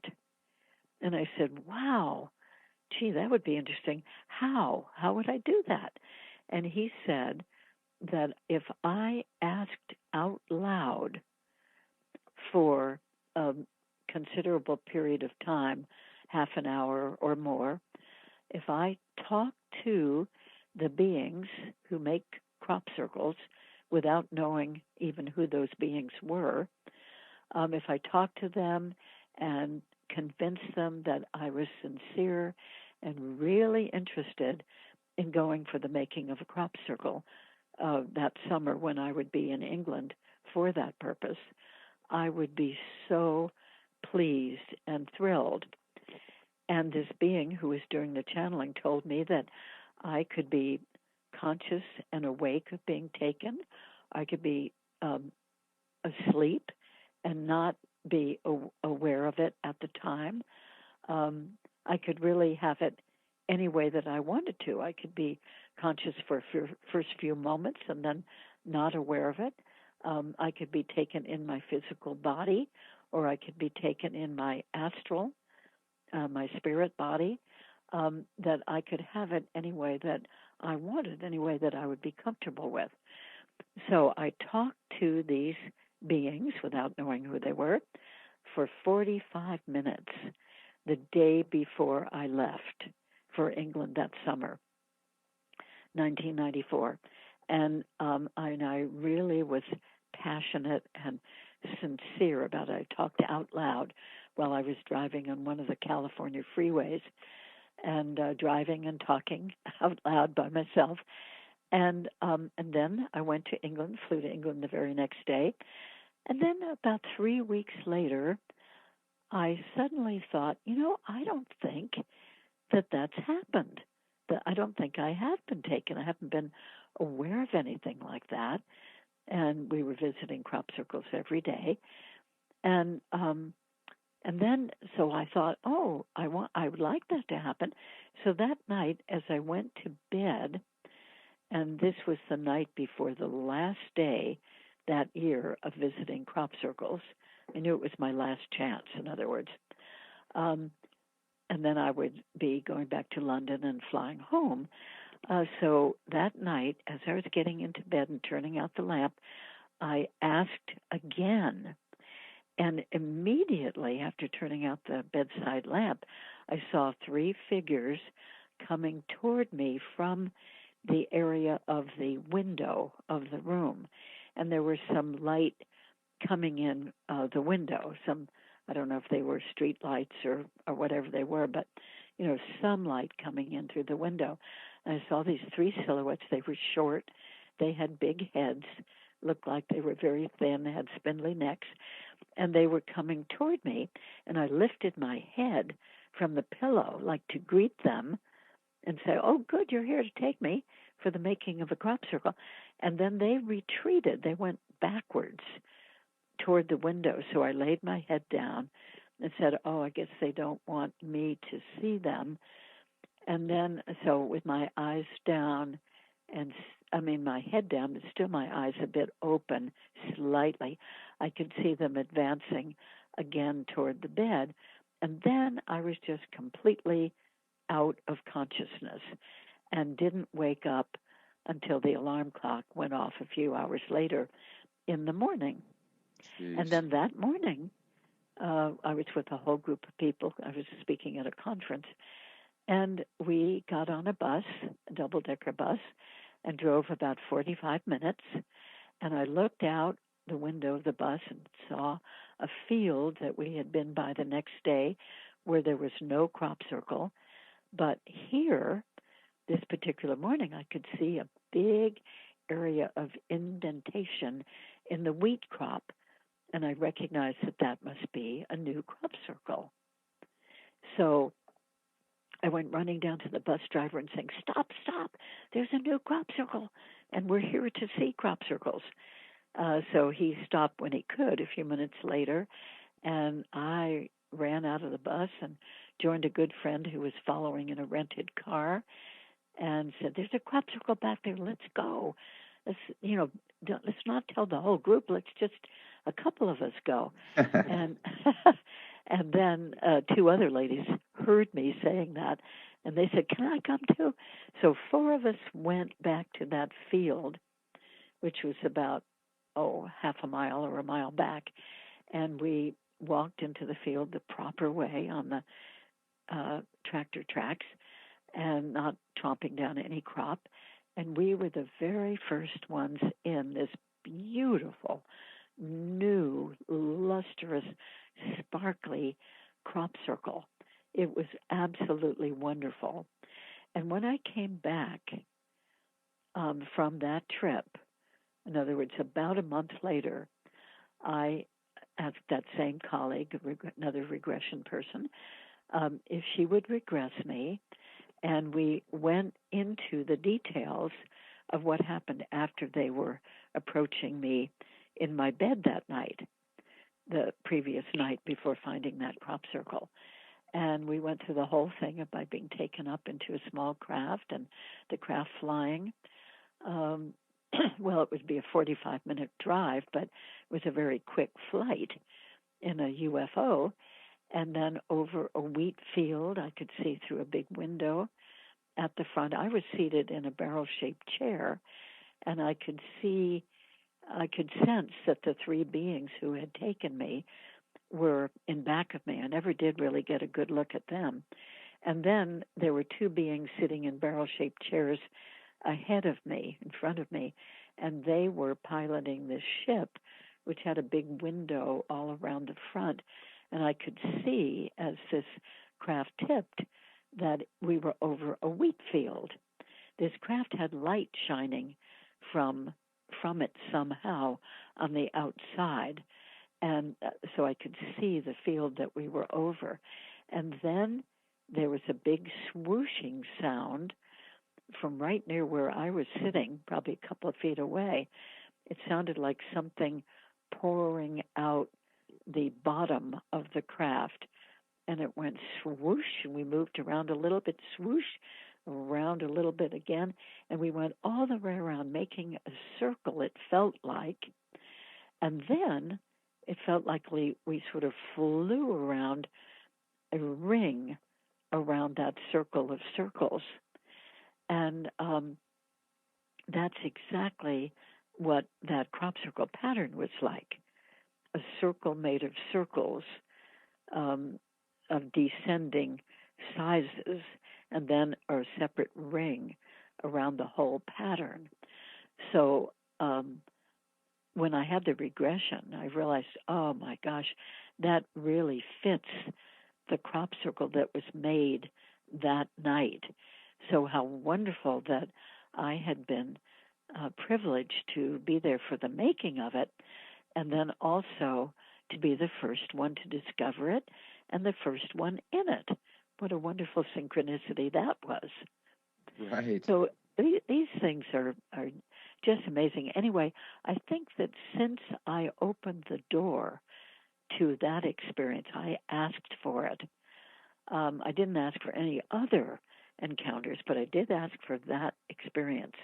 And since that happened, I think that other beings who know so much from out there, that they became aware of me, even though I wasn't a lifelong experiencer.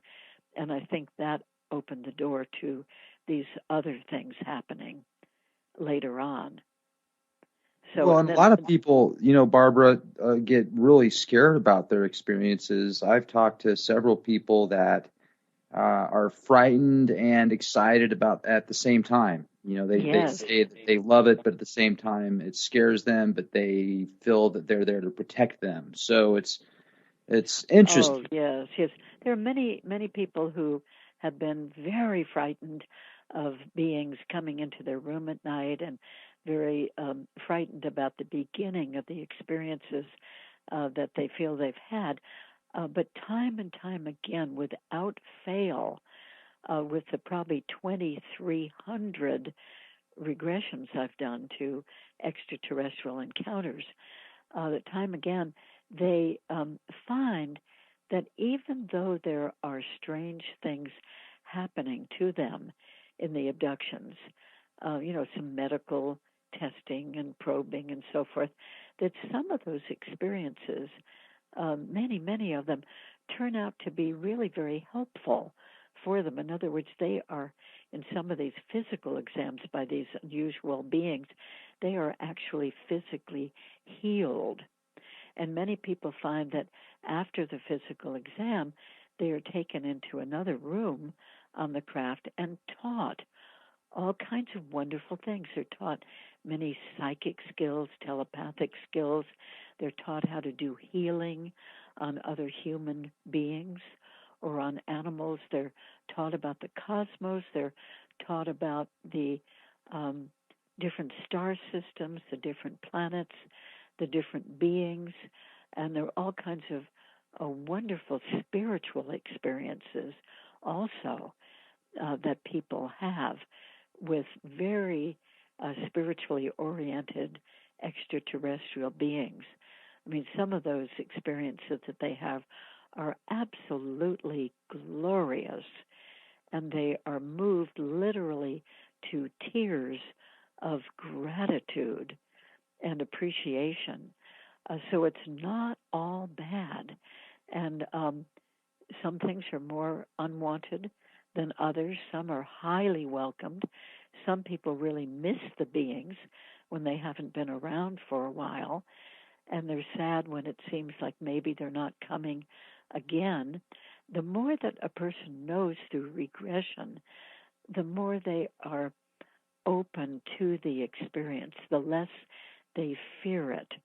And so that's a wonderful thing about doing this work. And once the material is up in the conscious mind, then they can much more likely really deal with it emotionally and psychologically. So I think it really helps, for people who are having these experiences to be able to have regressions with a trained regression person, somebody who really knows about the phenomenon and is well trained in regression work. I would like to mention my website, which is Barbara Lamb, Lamb, and the initials MFT.com,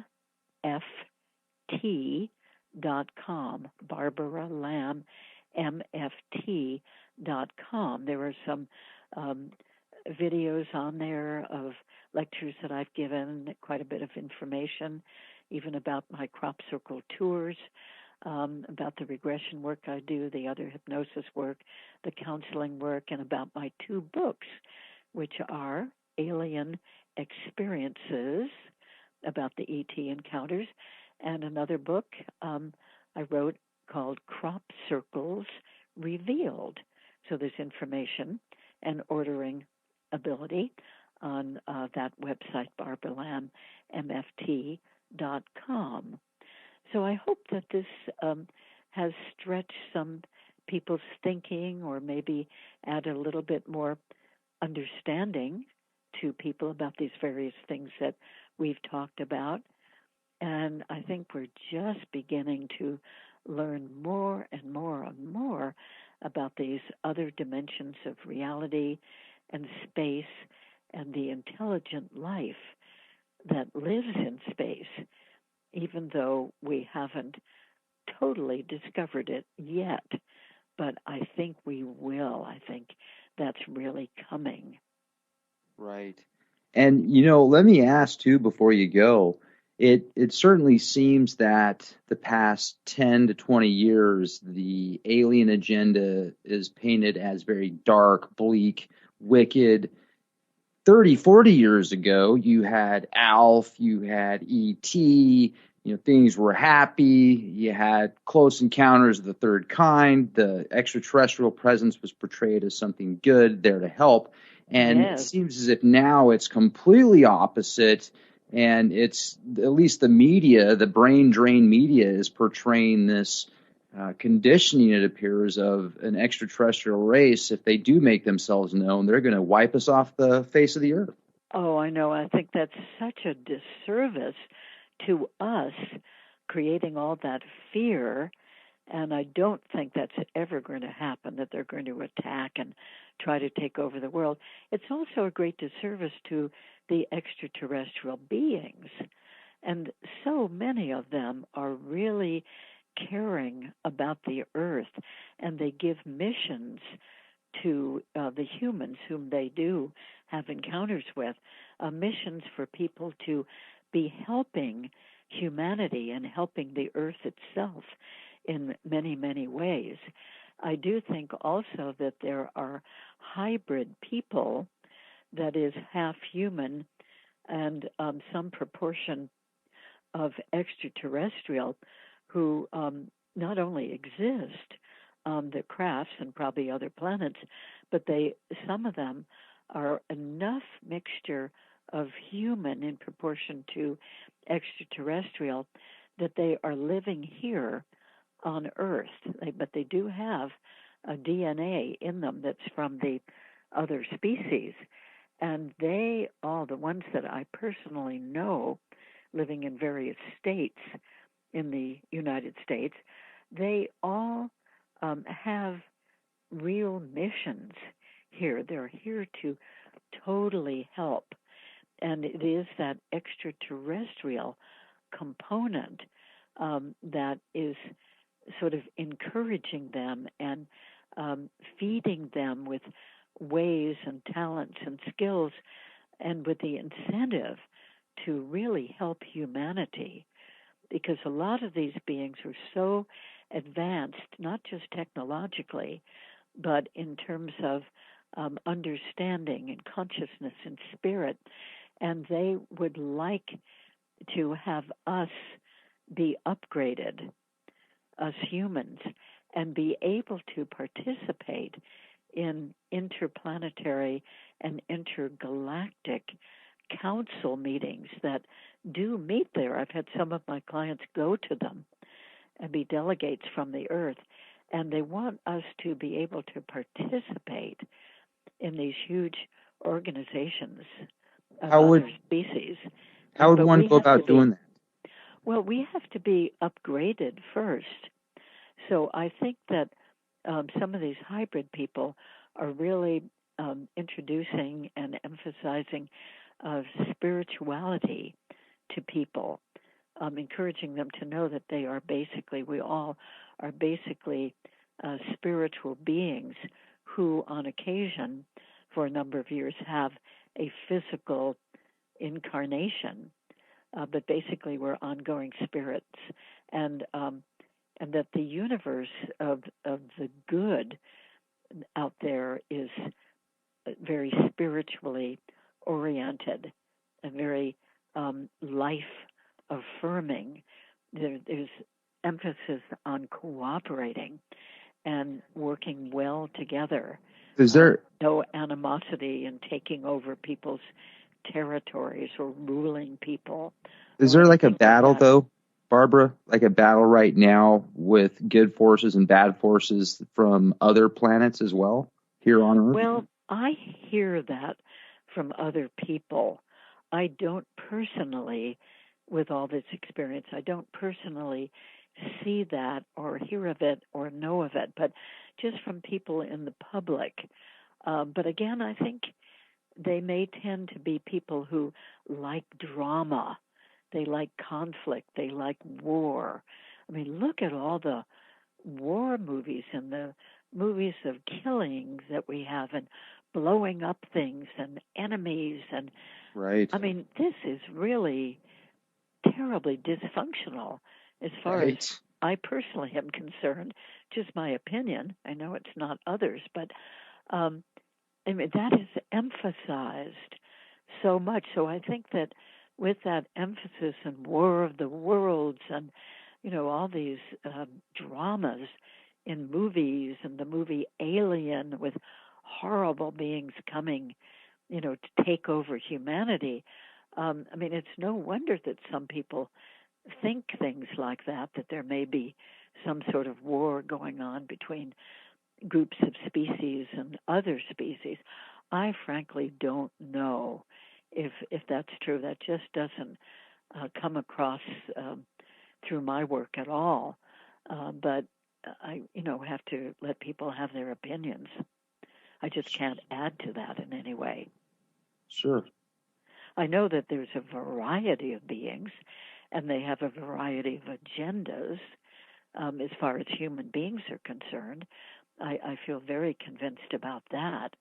But I don't even necessarily have any indication that those beings with very different agendas and morals and so forth, that they are warring against each other.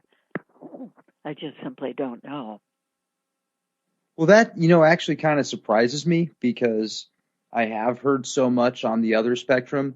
However, you talk to people every day and you have firsthand encounters with people that claim abductions, and you yourself have had some, sounds like, fascinating experiences. Oh, yes, I have. I'm grateful for them. Absolutely. Absolutely. And we're grateful that you made it on here tonight, Barbara. Thank you so much. Well, thank you. And it's very nice to share. I really like to help, more people to know about these things because I'm convinced they're very real, and they still seem impossible from many people's points of view. But I think that gradually overall we're more and more as a human species, realizing about other dimensions and about other lifetimes and other intelligent beings existing in other places. And it's really a very fascinating reality that we're in, even though we don't know about so much of it. Right. Absolutely. And we're learning more every day. Science is rewriting itself on a daily basis as well as history. So yes, it's wonderful that science is coming along, and physics and astronomy, and even technology. My goodness. And, it may be that a lot of our advanced technology in many, many different fields, not just the internet, but may, have come from some of the extraterrestrial technology. And that reminds me to say that some people seem to not have actual abductions, but they have occasional downloading of information from these extraterrestrial beings. And some of those people, in life here are inventors and scientists, and they can figure out the information that's given to them and find a way to put it into practical application. So I would think that a lot of our instrumentation that we have now, equipment, electronics, digital, everything, X-rays, I mean, you name it, it just goes on and on, that it may, or some of the initial ideas that got some of our people into making these things, may have been inspired by extraterrestrials, or even just definite downloads of information into the people who could put them into practice. Yeah, I wonder where Nikola Tesla got his information from. Oh, I know. Yeah, he was so brilliant. And Wilhelm Reich, too, is another one. And, of course, people here, just weren't really receptive about that. Right. It was, too much. Didn't he get locked up? Didn't the government lock him up for some bogus claim? Oh, Wilhelm Reich was, yes. He was imprisoned for quite a number of years. I think he even died in prison. But he knew about orgone energy. He knew about everything being energy excuse me, and energy in the whole universe, and everything is connected with this energy, and that this free energy is full of all kinds of helpful capacities, healing capacities, for instance. And he was way ahead of his time, and other human beings didn't like that. They were threatened. I guess their work looked much more rudimentary comparatively, and the same with Nikola Tesla. I mean, he was so brilliant and came up with so many new inventions and new understandings, and really had the method for free electricity for us all. But then, as I've read and heard, Thomas Edison and the people backing him were brilliant too. But they took the same ideas and found ways to run it through wires so that we could make fortunes out of supplying electricity, whereas Nikola Tesla had a way to provide it absolutely free to everyone.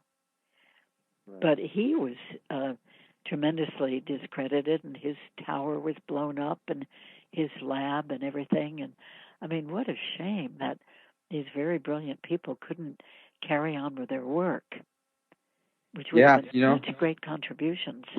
He really did. It's unfortunate. I had the opportunity to meet the people that actually live at the house that was built over where Nikola Tesla was, and talked to them for a few minutes. They said even just a few years ago there was some stuff back in the shed behind their house that some people took away. So.